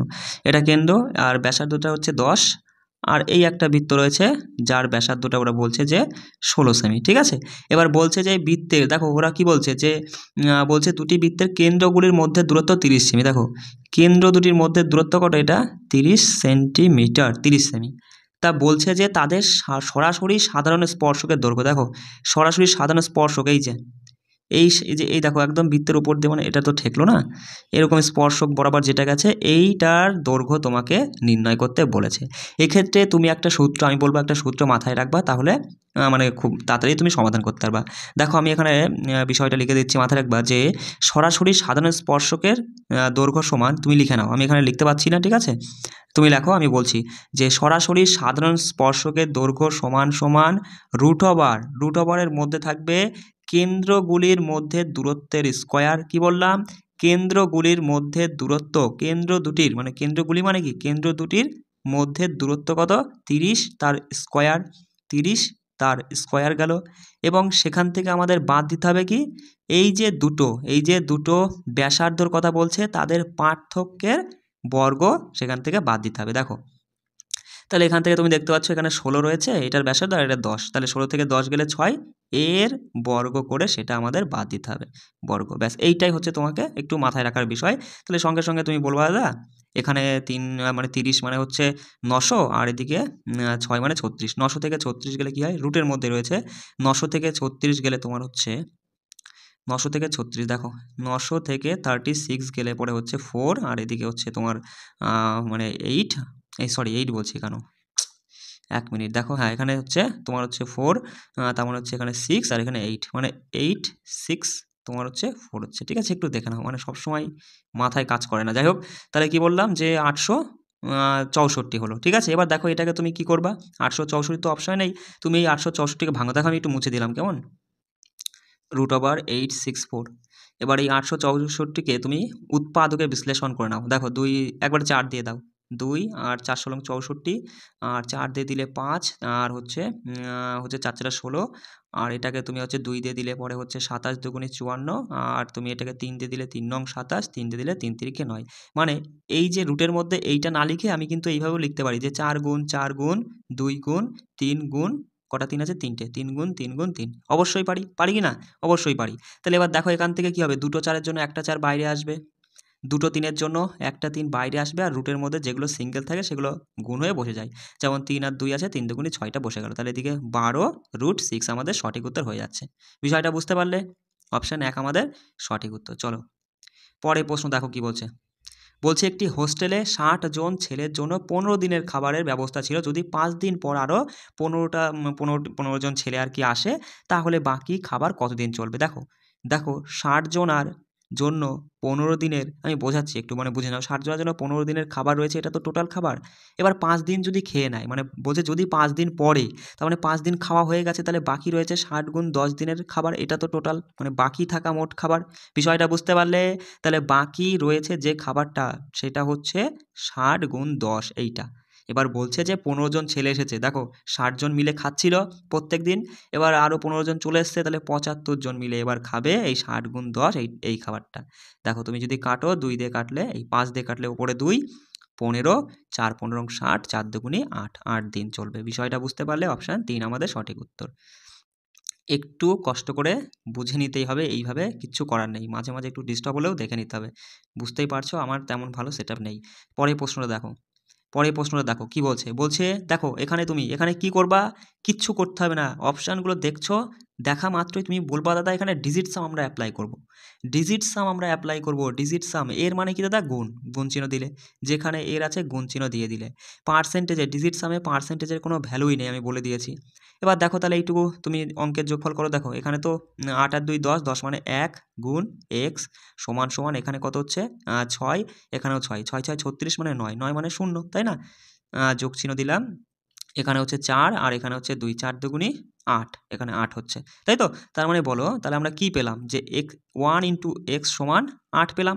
মানে এক্সের সাথে এমন কি গুণ করবা, মানে এক্স মানে এক্স বলছি কেন, মানে 1-এর সাথে এক্স মানে এমন একটা সংখ্যা নাও যে এমন কি তুমি গুণ করবা যাতে 8 চলে আসে, সঙ্গে সঙ্গে বলবো দাদা 8 নেব, তাই না? তবেই তো 8-এর সাথে 8 1 গুণ করে 8 মানে 8 আসে। আর সমান চিহ্ন তখনই বসে যখন দুপাশ সমান আছে। তাহলে আমাদের সঠিক উত্তর হবে যেটার অপশনে যেটার অঙ্কগুলির যোগফল 8 রয়েছে। দেখো প্রথমটায় কিন্তু 8 নেই, প্রথমটার অঙ্কের যোগফল কত, 8 আর 3 কত, 11, 11 মানে 2 হচ্ছে, হবে না। এখানে দেখো 5 আর 3 8, সঙ্গে সঙ্গে অপশন 2 তুমি অ্যান্সার করে দিবা। এবার তুমি এটা এমনি সিম্পলভাবে যেভাবে ক্যালকুলেশন করে সমাধান করো সেভাবেও করতে পারো। মানে আমি তোমাদের বলি যে কেন, যদি আমরা খুব সহজেই পারি তাহলে কেন আমরা বেশি সময় অপচয় করতে যাব, তাই তো? দেখো পরের প্রশ্নটা কি বলছে। দেখো সঙ্গে সঙ্গে তুমি আগে জানোই যে আগে হচ্ছে ব্র্যাকেটের কাজ করতে হয়, তার মধ্যে এর কাজ করতে হয়। এর মানে কি, এর মানে হচ্ছে গুণ। এবার দেখো 33 35, 35/3 ইন্টু 1/8, তাহলে 3 8 24, আমরা টোটালে পেলাম যে হচ্ছে এইটুকু কাজ করে আমরা কি পেলাম, 35 ওপরে আর নিচে 24। দেখো মুছে দিলাম, হ্যাঁ, এই টোটালে কাজ করে আমরা উপরে 35 আর নিচে 24 পেলাম। এবার একবারে লিখলেই হতো, মানে ভাগ আছে, ভাগটাকে যদি গুণ করি তাহলে সবসময় ডান দিকে যেটা থাকে সেটা উল্টে যায়, তাই না? তাহলে একবারে উল্টেই দিই, ওপরে হয়ে যাবে 24, নিচে 35 আর এখানে গুণ। এবার দেখো এটা তুমি গুণ করো 72, 75, 75/8, তাই তো এবার একটু কাটাকাটি যাচ্ছে, দেখো 3 আটা 24, 5 দিয়ে কাটলে 7, 15, 75, তাহলে হচ্ছে 45/7। তাহলে এই টোটাল কাজ করে আমরা কত পেলাম? 45/7 পেলাম, 45/7 পেয়েছি। এর এইটুকুনো কাজ হয়ে গেছে। এর আগে কি চিহ্ন? ভাগ চিহ্ন, ভাগ চিহ্ন ভাগ দিয়ে রাখবে, নাহলে পরে ভুলে যাবে যে উল্টিয়েছে কি উল্টায়নি, বুঝতে পারলে? এবার দেখো এই কাজটা করো, 8 অক্ষে 8, 8 7 15/8, আর ভাগ আছে একবারে গুণ দিয়ে উল্টে দাও, 15/8 ছিল তো, 8/15 একবারে উল্টে দিলে, আর এদিকে হচ্ছে 2 দুগুণে 4 কে 5, 5/2, ব্যাস। এটা কাটো 3, এটা কাটলে 4। এবার দেখো এবার এইটুকু থাকলে এইটুকু আমাদের সমাধান করলে হয়ে যাবে, এটা গুণ দিলে পরে এই পাশটা উল্টে যাবে, মানে বিষয়টা কেমন হবে? 4/3 ইন্টু তোমার উপরে হচ্ছে 7 আর নিচে 45। এবার দেখো 4 7 28, উপরে কত? 28 আর নিচে 3 15 কত? 15 5 12 আর 13, 135, 3 15 105, মানে সরি 3 45 সঙ্গে 135, ঠিক আছে? একটু দেখে নাও, যদি একটু ভুলভাল মানে কথায় একটু অসুবিধা হলে পরে মিলিয়ে মানে মানিয়ে নিবা। তাহলে আমাদের 28/135 সঠিক উত্তর। 28/105 অপশন 3 এ রয়েছে, দেখো সঠিক উত্তর হয়ে গেছে। চলো পরের প্রশ্নটা কি বলছে? বলছে যে 3টি ভিন্ন রোড ক্রসিং এর ট্রাফিক লাইন প্রতি 48 সেকেন্ডে, 72 সেকেন্ডে আর 108 সেকেন্ড পর পর পরিবর্তিত হয়। বলছে সকাল 8টা 20টায় যদি তারা একসঙ্গে পরিবর্তিত হয় তবে তারা আবার কোন সময় একই সাথে পরিবর্তিত? দেখো সিম্পল, তুমি বুঝতেই পারছো যে সকাল 8টা 20তে তারা একবারে মিলেছে, তাহলে আবার কখন তারা একবারে মিলবে আর কি, মানে একই সাথে আর কি সিগন্যালটা দেবে, তাই না? তাহলে সঙ্গে সঙ্গে তুমি তো এইটাই প্রশ্ন করেছো যে এদের লসাগু করতে হবে, কার কার? এই 48, 72 আর 108, এদের লসাগু বার করো। দেখো লসাগু বার করতে গেলে দেখো তুমি ভেঙে নাও, আমি বলে দিয়েছিলাম যে কিভাবে করবো। 48 মানে 12 ঘরের, দেখো সবই 12 গুণিতক রয়েছে, 4 বারং 48, আর 72 মানে হচ্ছে 6 বারং 72, 12 গুণ 6, আর 108 মানে 9 বারং 108, মানে 12 গুণ 9, তাই না? তাহলে এখানে যেটা কমন রয়েছে সেটা তো আমরা একবার নেব, আর যেগুলো কমন নেই দেখো এদের লসাগু বার করে। এবার কি হচ্ছে দেখো, 9 দিয়ে 9 এর ঘরে নামতে পারো, 9 দুগুণে 18, 3 নং 27, 4 নং 36, 36, 36, হ্যাঁ, কারণ 36কে সবগুলো দিয়েই ভাগ করা যাচ্ছে, 36 হচ্ছে। তাহলে আসলে লসাগুটা কত বেরবে? 12 গুণ 36। দেখো 12 গুণ 36, 12-র সাথে গুণ করলে তুমি 12কে 10 যোগ 2 ধরে নিবা, 36 10কে মানে 360, আর 36 দুগুণে কত? 72, 72, যোগ করলে হচ্ছে 2, আর এখানে এখানে 3, এখানে 4, মানে 432, এটা কি পেলাম? সেকেন্ড। দেখো দেখো 432 সেকেন্ড মানে কি? কি বললাম? 432 সেকেন্ড। এটাকে মিনিটে প্রকাশ করতে গেলে সবসময় জানোই যে মিনিটে প্রকাশ করতে গেলে 60 দিয়ে ভাগ করে। দেখো 6 7 42, 42, আর এদিকে হচ্ছে 42, মানে একবারে বসিয়ে দিলাম 400, মানে হচ্ছে তোমার কত হলো? 420 হলো। থাকছে কত?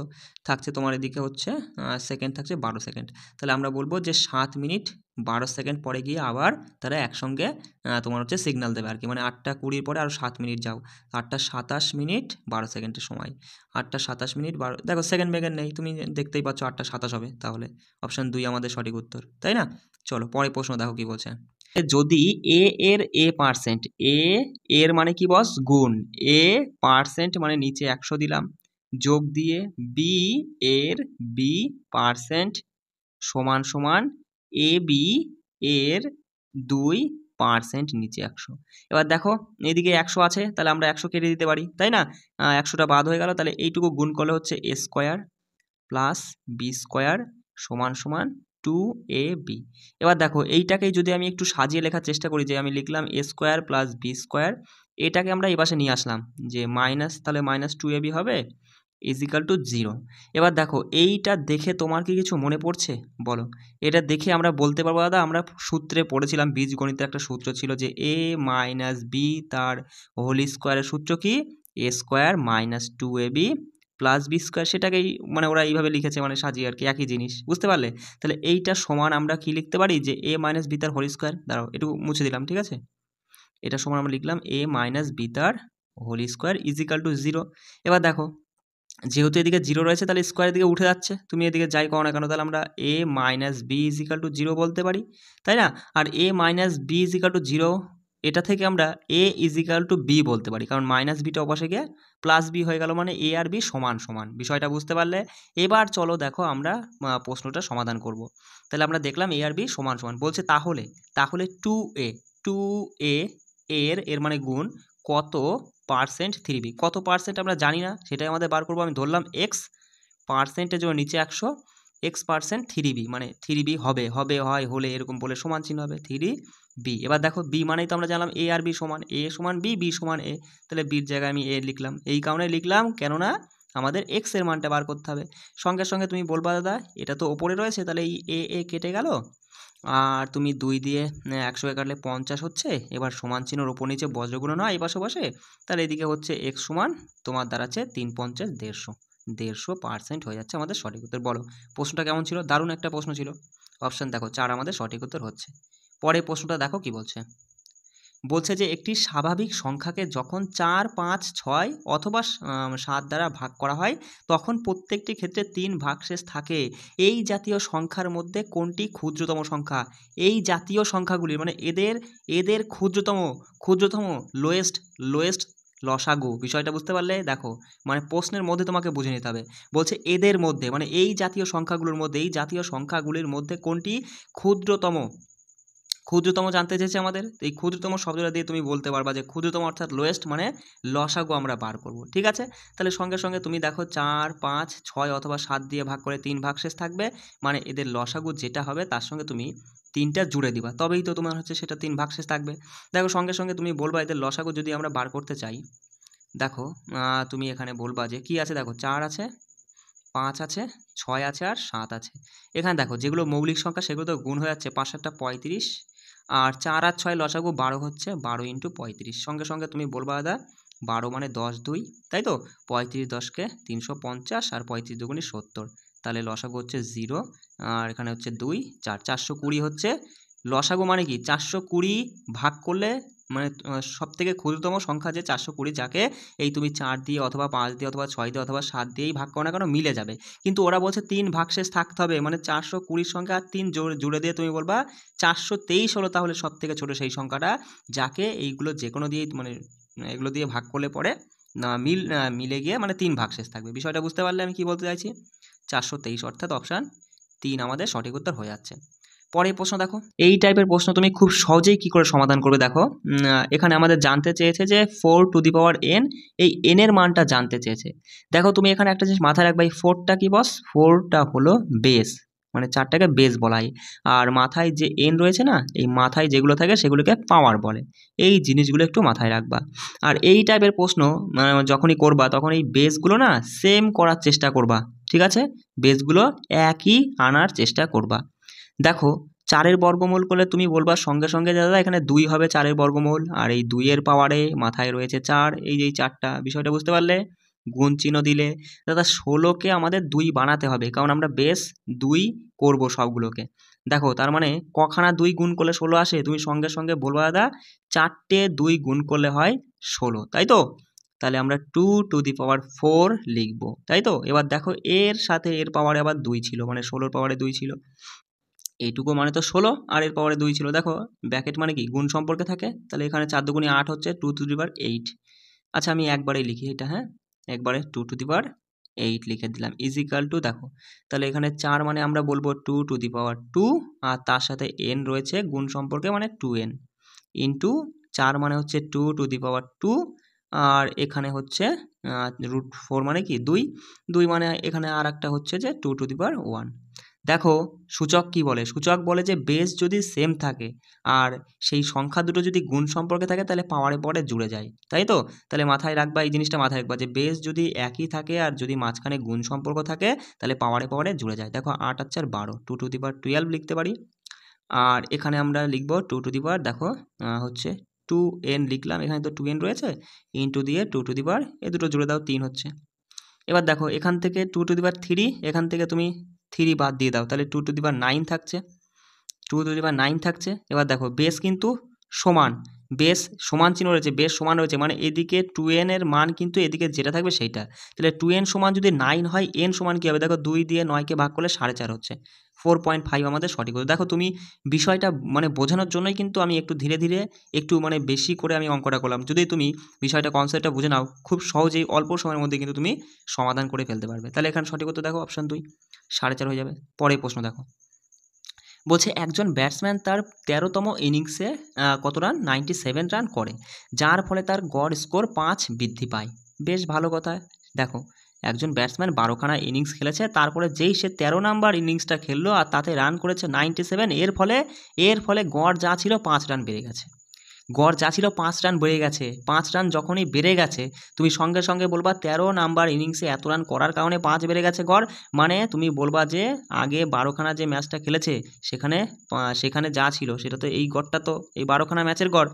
এবার যেই 13 নাম্বার ম্যাচটা খেললো আর 5 রান গড় বেড়ে গেল, মানে 5 বারং টোটালে তুমি বলবা 60 রানটা বেড়ে গেছে, অর্থাৎ 60 রানটা বৃদ্ধির রান। তাহলে 97 থেকে 7 বেরিয়ে গেলে 37 থাকছে। 37 হলো গড় রান। বুঝতে পারলে? এটা তো এই 60 রানটা হচ্ছে এক্সট্রা রান, মানে বৃদ্ধি রান। তাহলে দেখো 13তম ইনিংসে মাথায় রাখবা 13তম ইনিংসে সে হচ্ছে 97 রান করেছে, আর 60 রান সে বেশি করে ফেলেছে বলে 5 করে বাড়লো। তাহলে তার গড় কত চলছিল? 37 চলছিল।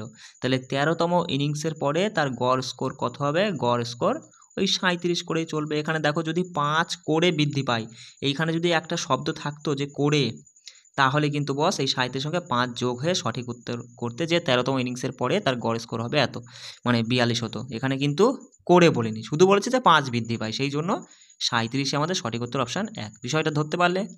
গড় কিন্তু আমি তোমাদের করিয়ে দিয়েছি। দেখো বলছে একটি ব্যাগে যথাক্রমে এই অনুপাতে টাকা তোমার 1 টাকা, 50 পয়সার, 25 পয়সার মুদ্রা রয়েছে। বলছে তার মানে তুমি এখানে বুঝতেই পারছো দাদা, 1 টাকা রয়েছে 5খানা মানে 5 টাকা, 50 পয়সা রয়েছে 6খানা মানে 3 টাকা, 25 পয়সা রয়েছে 8খানা মানে তোমার হচ্ছে কয় টাকা বস? 2 টাকা, তাই তো? তাহলে সঙ্গে সঙ্গে বলবা তুমি দাদা 5 আর 3 8 দিয়ে 10, 10 টাকা হচ্ছে, 10 টাকা হচ্ছে কখানা কয়েন বা মুদ্রা মিলিয়ে? তুমি বলবা 11 আর 8 19টা, 19টা মুদ্রা, মানে 10 টাকায় 19টা মুদ্রা হচ্ছে। আমাদের টাকাটা দেওয়া আছে, বলছে ব্যাগে মোট টাকার পরিমাণ 210 টাকা হলে 1 টাকার মুদ্রার সংখ্যা বার করতে বলেছে। সঙ্গে সঙ্গে তুমি বলবা যে 10 টাকায় 19টা মুদ্রা, 1 টাকায় 19/10টা মুদ্রা, 210 টাকায় কতগুলো মুদ্রা দেখে নিই। 0 0 কাটলাম আর 19 আর 21 গুণ করলে পরে যেটা আসবে সেটাই হচ্ছে ততগুলো মুদ্রা রয়েছে। কি বললাম মাথায় রাখো, আমি মুছে দেবো এক্ষুনি। 19 আর 21 গুণ করলে যতগুলো হবে ততগুলো মুদ্রা রয়েছে। তাহলে মুদ্রার সংখ্যা 19 × 21। এবার দেখো, এবার ওরা বলছে ইউনিটে এই অনুপাতে, মানে তোমার হচ্ছে কি রয়েছে, টাকাগুলো রয়েছে। মানে এটা কিসের অনুপাত বলো তো? এটা রয়েছে 5খানা 1 টাকা রয়েছে, মানে এটা মুদ্রার অনুপাত কিন্তু মাথায় রাখবা। 6খানা 50 পয়সা কয়েন, 8খানা 25 পয়সার কয়েন, তার মানে এগুলো কিসের অনুপাত? মুদ্রার অনুপাত। তাহলে তুমি বলবা দাদা আমরা ইউনিটে এখানে দেখছি 11 19, 11 আর 8 19, 19টি মানে 19 ইউনিট মুদ্রা সমান টোটালে কত? এটা গুণ করার আমাদের প্রয়োজন নেই, গুণ হিসাবে রেখে দিই। এতগুলো মুদ্রা 1 ইউনিট সমান বাই 19, আর আমাদের জানতে চেয়েছে 1 টাকার মুদ্রা। দেখো 1 টাকার ইউনিট হচ্ছে 5 ইউনিট, 5 সমান কত? 19 19 কাটলো, 5 আর 21 গুণ করলে 5 21 সমান কত? 105। অপশান 1 আমাদের সঠিক উত্তর। বুঝতে পারলে কিছু? চলো পরে প্রশ্ন দেখো কি বলছে। বলছে এ যদি বি এর থেকে 25% কম হয়। কি বলছে? এ আর বি রয়েছে দাদা, এখানে বলছে এ বি এর থেকে, কার থেকে? এ বি এর থেকে কত কম? 25% কম। 25% মানে কি বস? 25% মানে 1/4 কম। মানে বি যদি 4 হয়, এ তার থেকে 1 কম, মানে তাহলে কত হবে? তাহলে 3 হবে। বি যদি 4 হয়, এ তার থেকে 25% কম, মানে 1 কম, 4-এ 1 কম, মানে এর মান 3। ব্যাস এইটুকুনে শুধু বোঝার ছিল, আর কিচ্ছু না। তাহলে আমরা দেখলাম এ সমান 3 আর বি সমান 4। এবার তুমি যদি একদম মানে কি বলবো, মানগুলো জাস্ট বসিয়ে দিয়ে সমাধান করো, উত্তর চলে আসবে। দেখো তাহলে 2b মানে কি? 4 দুগুণি 8, 8-এর থেকে এ বাদ, এ মানে 3 বাদ, 5 হচ্ছে উপরে, বাই রয়েছে, তারপরে এ নিচে, এ মানে কি 3, 5/3 আমাদের সঠিক উত্তর। একদম ইজি ছিল। অপশান 4 হয়ে যাচ্ছে সঠিক উত্তর। দেখো পরের প্রশ্ন দেখো কি বলছে, ভালো একটা প্রশ্ন। বলছে যখন 17 দ্বারা এতকে ভাগ করা হয় তখন ভাগশেষ কত থাকে?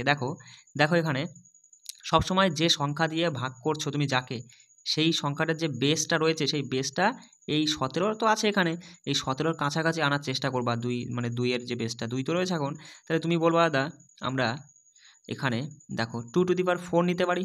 2^4 মানে আমরা দেখলাম 16, তাহলে 16 যদি আমরা নিই তাহলে এর পাওয়ারে তো কিছু একটা থাকবে। কত থাকবে? সেটা কত রাখবে তুমি? এই যে 2^4, 16 যে নিলাম, 16 মানে 2^4, এই পাওয়ার যেটা নিয়েছো সেইটা দিয়ে ভাগ করে দাও, বাকিটা থেকে যাবে। 4 দিয়ে তুমি 384কে ভাগ করো, 4 নং 36, 2 24, 4 ছক 24, মানে 16^96, তাই তো? আর এইটাকেই তোমাকে 17 দিয়ে ভাগ করতে বলেছে। দেখো এই 2 টু দি পাওয়ার মানে 384ও যা, আর 16 টু দি পাওয়ার 96ও কিন্তু একই জিনিস, শুধু আমরা সুবিধার জন্য এটা ভেঙে নিলাম। দেখো সিম্পল, তুমি বলবা যে দাদা আমরা 17 দিয়ে যদি 16কে ভাগ করি -1 থাকছে, মানে ভাগশেষ কত থাকছে? 17 দিয়ে ভাগ করলে -1 থাকছে। এবার -1 এর পাওয়ারে দেখো 96 রয়েছে, তাই তো? -1 এর পাওয়ারে 96 রয়েছে, তাহলে এখানে তুমি দেখো, এখানে তুমি কি করবা, দেখো দেখো 1 এর পাওয়ারে যা কিছুই থাকুক না কেন, যা কিছুই থাক না কেন সবসময় একই তো হয়। এবার চিহ্নটা নিয়ে সমস্যা। দেখো পাওয়ার যদি মাথায় রাখবে, পাওয়ার যদি জোড় সংখ্যা হয় তাহলে পরে প্লাস মানে শুধু 1 উত্তর হবে। পাওয়ার যদি বিজোড় সংখ্যা হতো মানে 95 হলে পরে -1 উত্তর হতো। বিষয়টা কেমন দেখো, 1 এর পাওয়ার যাই থাকুক না কেন, 1 এর পাওয়ার 5 মানে কি, 5 খানা 1 গুণ।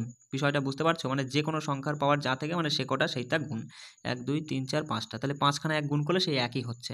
এবার দেখো বিজোড় রয়েছে, তার মানে এটা যদি -1 হতো, -1 হলে দেখো বিজোড়গুলো গুণ করলে কিন্তু তোমার -1ই হবে, বিজোড় থাকলে মাইনাস হবে। আর যদি জোড় সংখ্যা থাকতো, যদি 1 টু দি পাওয়ার 4 হয়, -1 টু দি পাওয়ার 4 হয়, তাহলে কিন্তু এটা জোড়ই হবে। আর যদি এই 1টা যদি প্লাস থাকতো তাহলে তো কোনো কথাই হতো না, প্লাস এই উত্তর হতো, সে যাই থাক।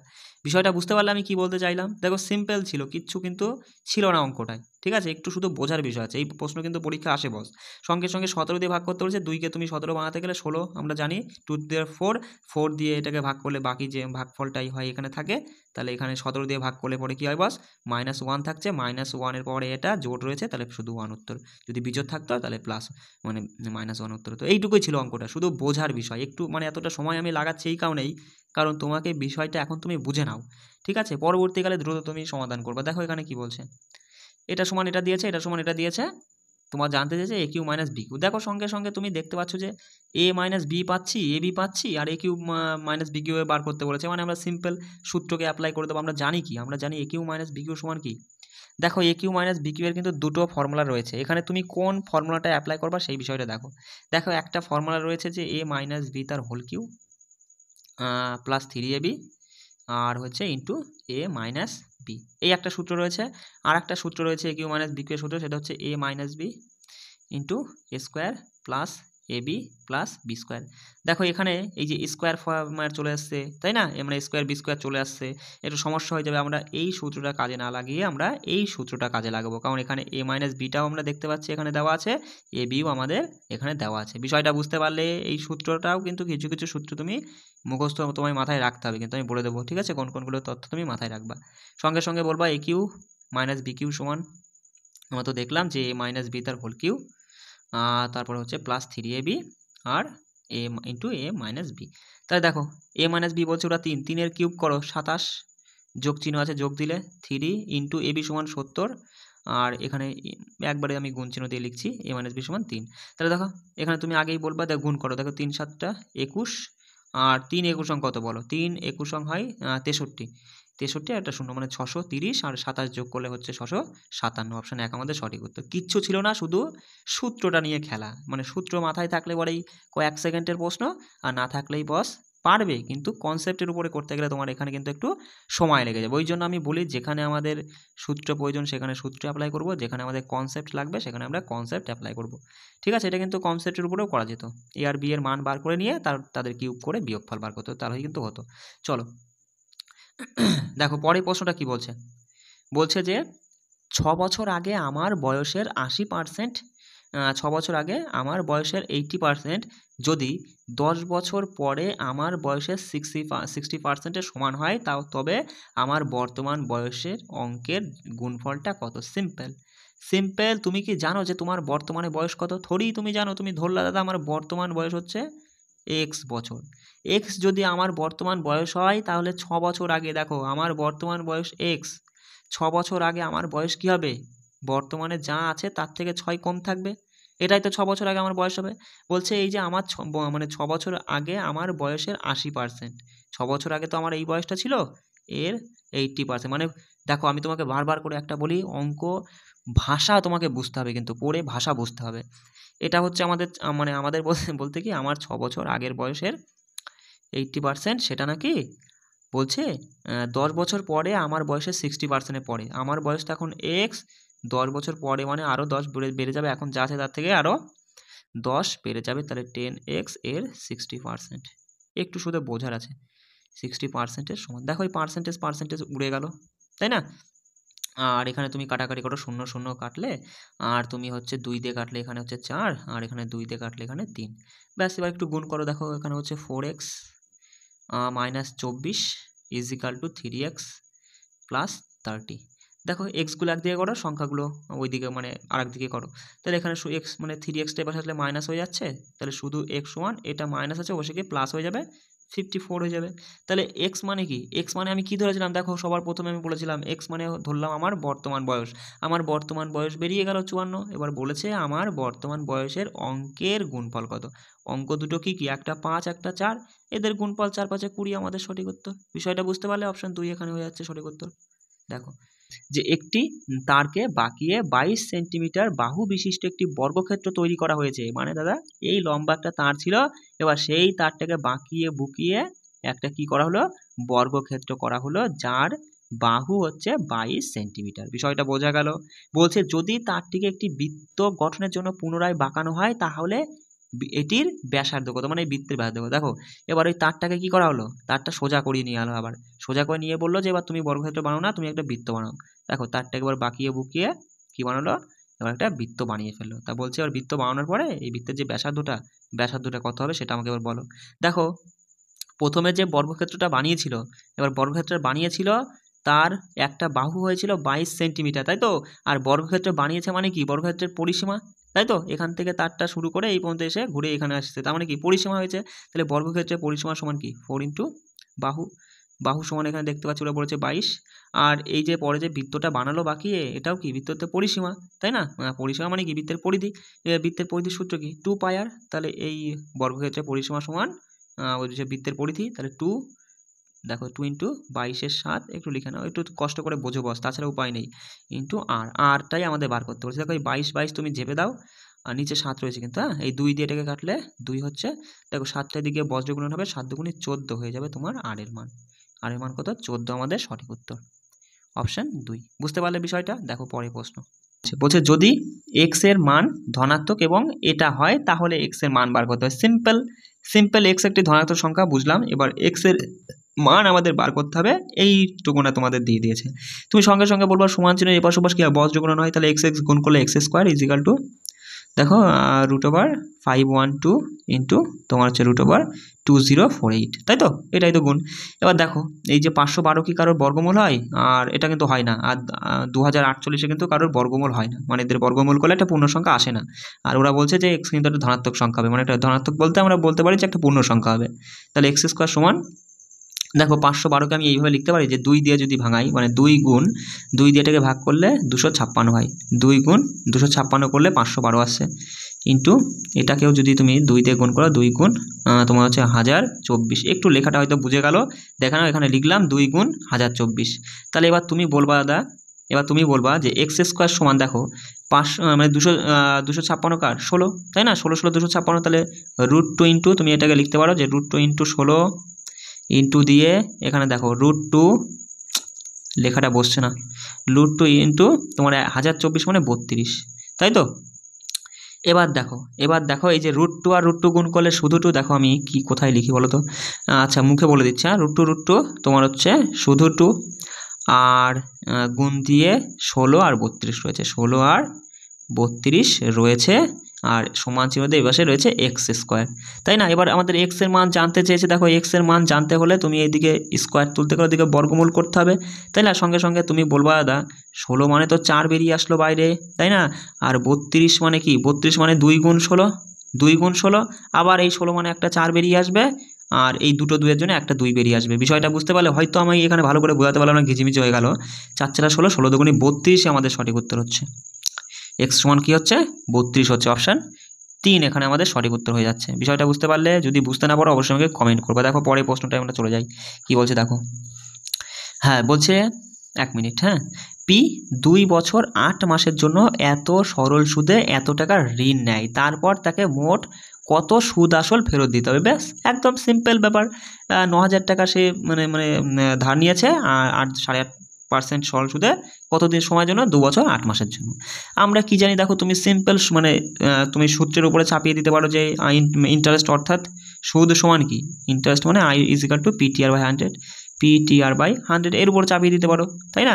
তাহলে সঙ্গে সঙ্গে তুমি বলবা P মানে আসল 9000 ইন্টু টাইম, টাইম মানে সময়, সময়টা দেখো, সময়টাই হয়তো অনেকে বার করতে গিয়ে হ্যাপা হয়ে যায়, এইখানে ওইটাই শুধু হ্যাপার, কিচ্ছু না।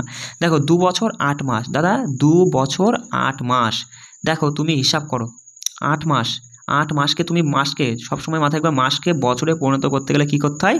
তোমার হচ্ছে 12 দিয়ে ভাগ করতে হয়।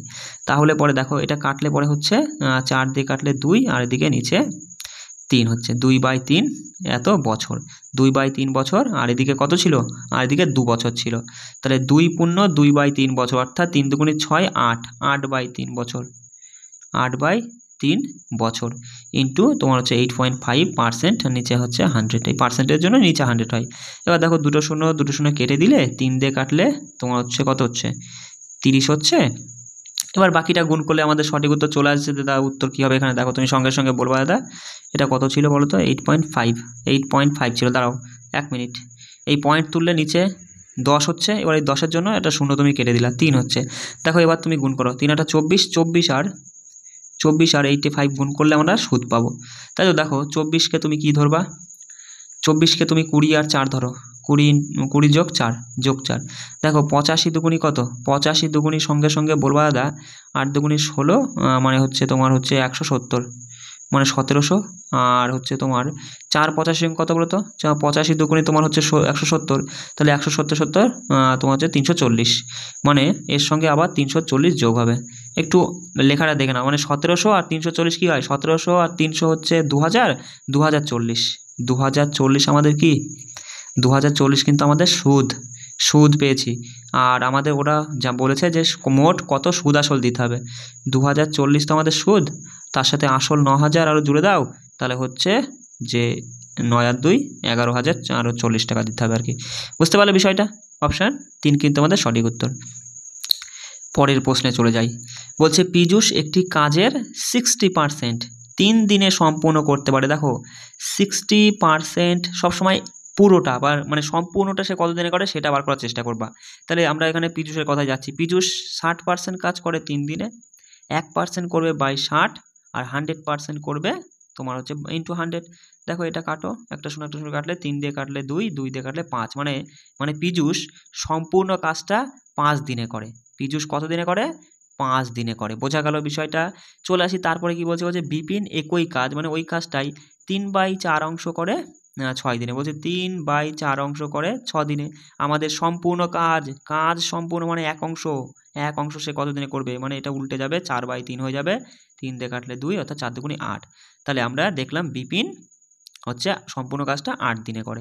বলছে উভয়ে একসাথে কাজ তোমার হচ্ছে করলে কত দিনে এত অংশ কাজ করতে হবে। দেখো তুমি এখানে একটা জিনিস আমি মুছে দিচ্ছি, একটা জিনিস মাথায় রাখো, পীযূষ করে 5 দিনে, বিপিন করে 8 দিনে। কি বললাম?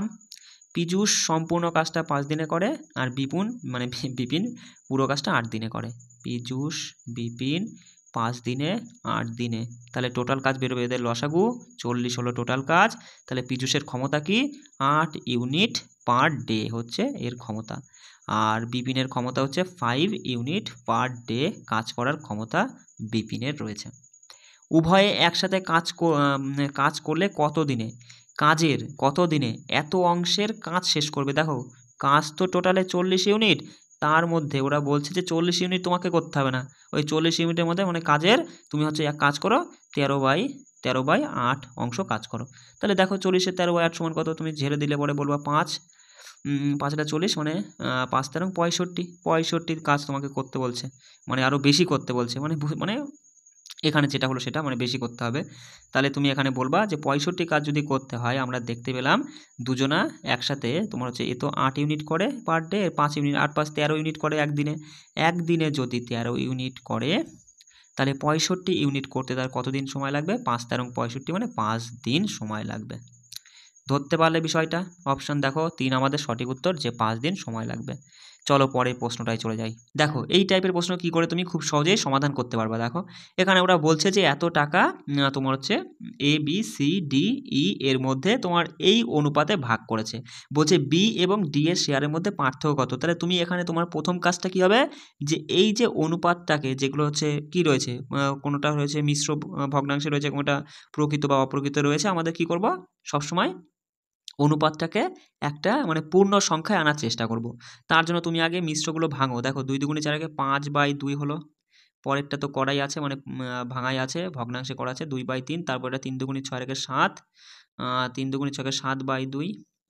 তারপরেরটা 6 কে 6 কে 7/6, তারপরেরটা 3 কে 3 আর কে 4/3। এবার এদের এই যে নিচে যেগুলো রয়েছে না সংখ্যা, এদের লসাগু বার করে প্রত্যেকটার সঙ্গে সেই লসাগু দিয়ে গুণ করবা, দেখবা একটা পূর্ণ সংখ্যা চলে আসবে।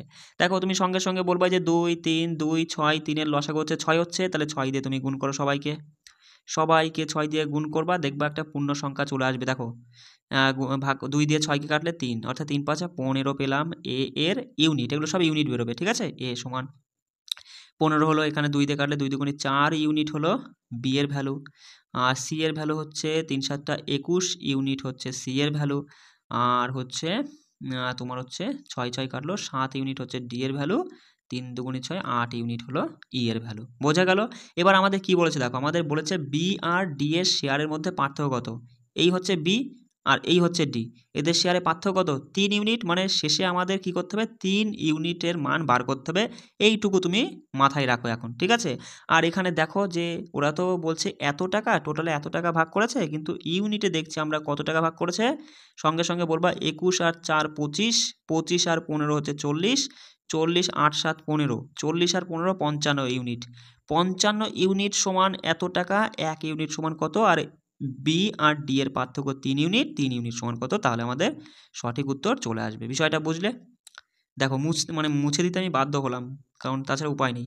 55 ইউনিট সমান আমরা দেখছি 14641 1 ইউনিট সমান হচ্ছে বাই 55, আর 3 ইউনিট সমান কত। দেখো 55, দেখো উত্তরগুলো দেখছো কোনো ভগ্নাংশ নেই, মানে অপশানগুলো দেখছো তুমি কোনো ভগ্নাংশ নেই, কোনো দশমিক নেই, তার মানে পূর্ণ সংখ্যায় আসবে, মানে সবগুলো দিয়ে নিচে 55 দিয়ে কাটা যাবে। এইগুলো কিন্তু তোমার মাইন্ডে চলবে, বিষয়টা বুঝতে পারলে? দেখো 11 দিয়ে কাটা যাবে ওপরটাকে, তার যেহেতু দশমিক টশমিক নেই, তাহলে তুমি বলবা 5 11 55। আর যদি আমরা কাটি 11 দিয়ে, দেখো 11 অক্ষে 11, 3 থাকছে 36, 3 11 33, আবার 3 থাকছে 11, 3 11 33, 11 অক্ষে 11 0, এইটা হচ্ছে 5 দিয়ে অবশ্যই কাটা যাচ্ছে। বলবা 5 দুগুণে 10, 10 10 10 3, 5 ছক 30, 30, 5 ছক 30, আর হচ্ছে 31 1 5 দুগুণে 10, মানে মানে 2662 গুণ 3। তাহলে পরে আমাদের সঠিক উত্তর চলে আসবে। দেখো 3 দুগুণে 6, 18 8, হাতে 1 রয়েছে, 18 কে 19, হাতে 1, 2 দুগুণে 4 কে 5। তাই তো বস? হ্যাঁ এইটাই তো হচ্ছে 5 মানে 5, অ্যান্সার হচ্ছে 5 তো নাকি? দেখো 3 দুগুণে 6 7 হবে। হ্যাঁ এখানে একটু ভুল করেছিলাম আমি, 7 হবে। হ্যাঁ 7986 হবে সঠিক উত্তর। দেখো অপশনে আছে নাকি। তারপরেও আরেকটা কথা কি জানো বস, তারপরেও আরেকটা কথা, এই যে 4টে অপশনে তুমি যখনই দেখলে গুণ করতে গিয়ে এককের ঘরে 6 চলে আসে, আর কিছু আমরা করব না, অটোমেটিক্যালি আমরা 3 অ্যান্সার করে দিয়ে আসবো। যখনই 2 6 6 2 সঙ্গে তুমি 3 গুণ করতে যাচ্ছ, 3 দুগুণে 6, মানে অপশনে চোখ চলে গেছে, এটা উত্তর হতে বাধ্য যদি তোমার অঙ্ক সঠিক রকম পাতানো থাকে। বুঝতে পারলে বিষয়টা? তুমি কিন্তু আর পুরোটা গুণ করতে যাবে না। এগুলোও কিন্তু ছোট ছোট বিষয় তোমার মাথায় রাখতে হবে। পরের প্রশ্ন দেখো, বলছে নিউটন একটি পুরনো বাইক 2000 টাকায় কিনলো, বেশ ভালো কথা। কেনার পরে 500 টাকা খরচ করে মেরামত করার জন্য। তারপরে 30% মুনাফা অর্জনের জন্য তাকে বাইকটি কত টাকায় বিক্রি করতে হবে। দেখো দেখো তুমি হচ্ছে নিউটন, তুমি বাজারে গিয়েছো, বাজারে গিয়ে 2000 টাকা দিয়ে একটা বাইক কিনে এনেছো, আনতেই সার্ভিসিং সেন্টারে ঢুকে গিয়ে সেখানে তাকে 500 টাকা দিয়ে বলে একদম সব চকচক করে দাও। তাহলে টোটালে তোমার বাইকের পেছনে খরচ পড়লো কত? 2000 আর 500 2500 টাকা তোমার খরচ পড়লো। মানে মানে তুমি কিনেছো, ওটা তোমার সিপি মানে ক্রয় মূল্য 2500 টাকা। এবার তুমি বিক্রি করবা, তারপরে তো তুমি 30% লাভ করবা। এবার দেখো ওরা বলছে 30% মুনাফা অর্জন করছে। 30% মানে কত? 30/100। সঙ্গে বলবা যে দাদা 10-এ 3 লাভ করেছে, মানে 10 টাকার জিনিস 13 টাকায় বিক্রি করেছে, তবেই তো 10-এ 3 লাভ হবে। 30% মানে সেটাই দেখলাম, কিন্তু 10 টাকার জিনিস 13 টাকায় বিক্রি করেছে, তাহলে পরে 30% লাভ হবে। কিন্তু দাদা জিনিসটা তো 10 টাকার না, জিনিসটা হচ্ছে আমার খরচ পড়ে গেছে কিন্তু 2,500 টাকার। তাহলে 10 সমান যদি আড়াই হয় 1 ইউনিট সমান কত? দেখো এটা মানে এখানেই করছি, হ্যাঁ, 10 সমান আড়াই হলে 1 ইউনিট সমান মানে 2,500, মানে 2,500 হলে 1 ইউনিট সমান 250। 1 ইউনিট যদি 250 হয় তাহলে 13 ইউনিট সমান কত? 250 ইন্টু 13। দেখো একদম 250, মানে আমি লেখার চেষ্টা করছি, দেখো 250 ইন্টু 13 করলে সঠিক হতো। 13 মানে 10 3 তাহলে এর জায়গায় 2500 মানে 2,500 হচ্ছে, এটা গুণ করার পরে আর 3 দিয়ে গুণ করলে 3 25 মানে 75, মানে আরও 750 টাকা। তাহলে হচ্ছে সমান 052 আর এদিকে 3 মানে 3,250 টাকা বিক্রি করলেই আমার 30% মুনাফা হবে। অপশন 1 আমাদের সঠিক উত্তর। চলো পরের প্রশ্ন দেখো কি বলছে।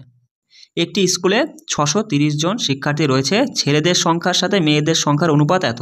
বলছে 90 জন নতুন শিক্ষার্থী ভর্তির পর এই অনুপাতটা এতই পরিবর্তিত হয়।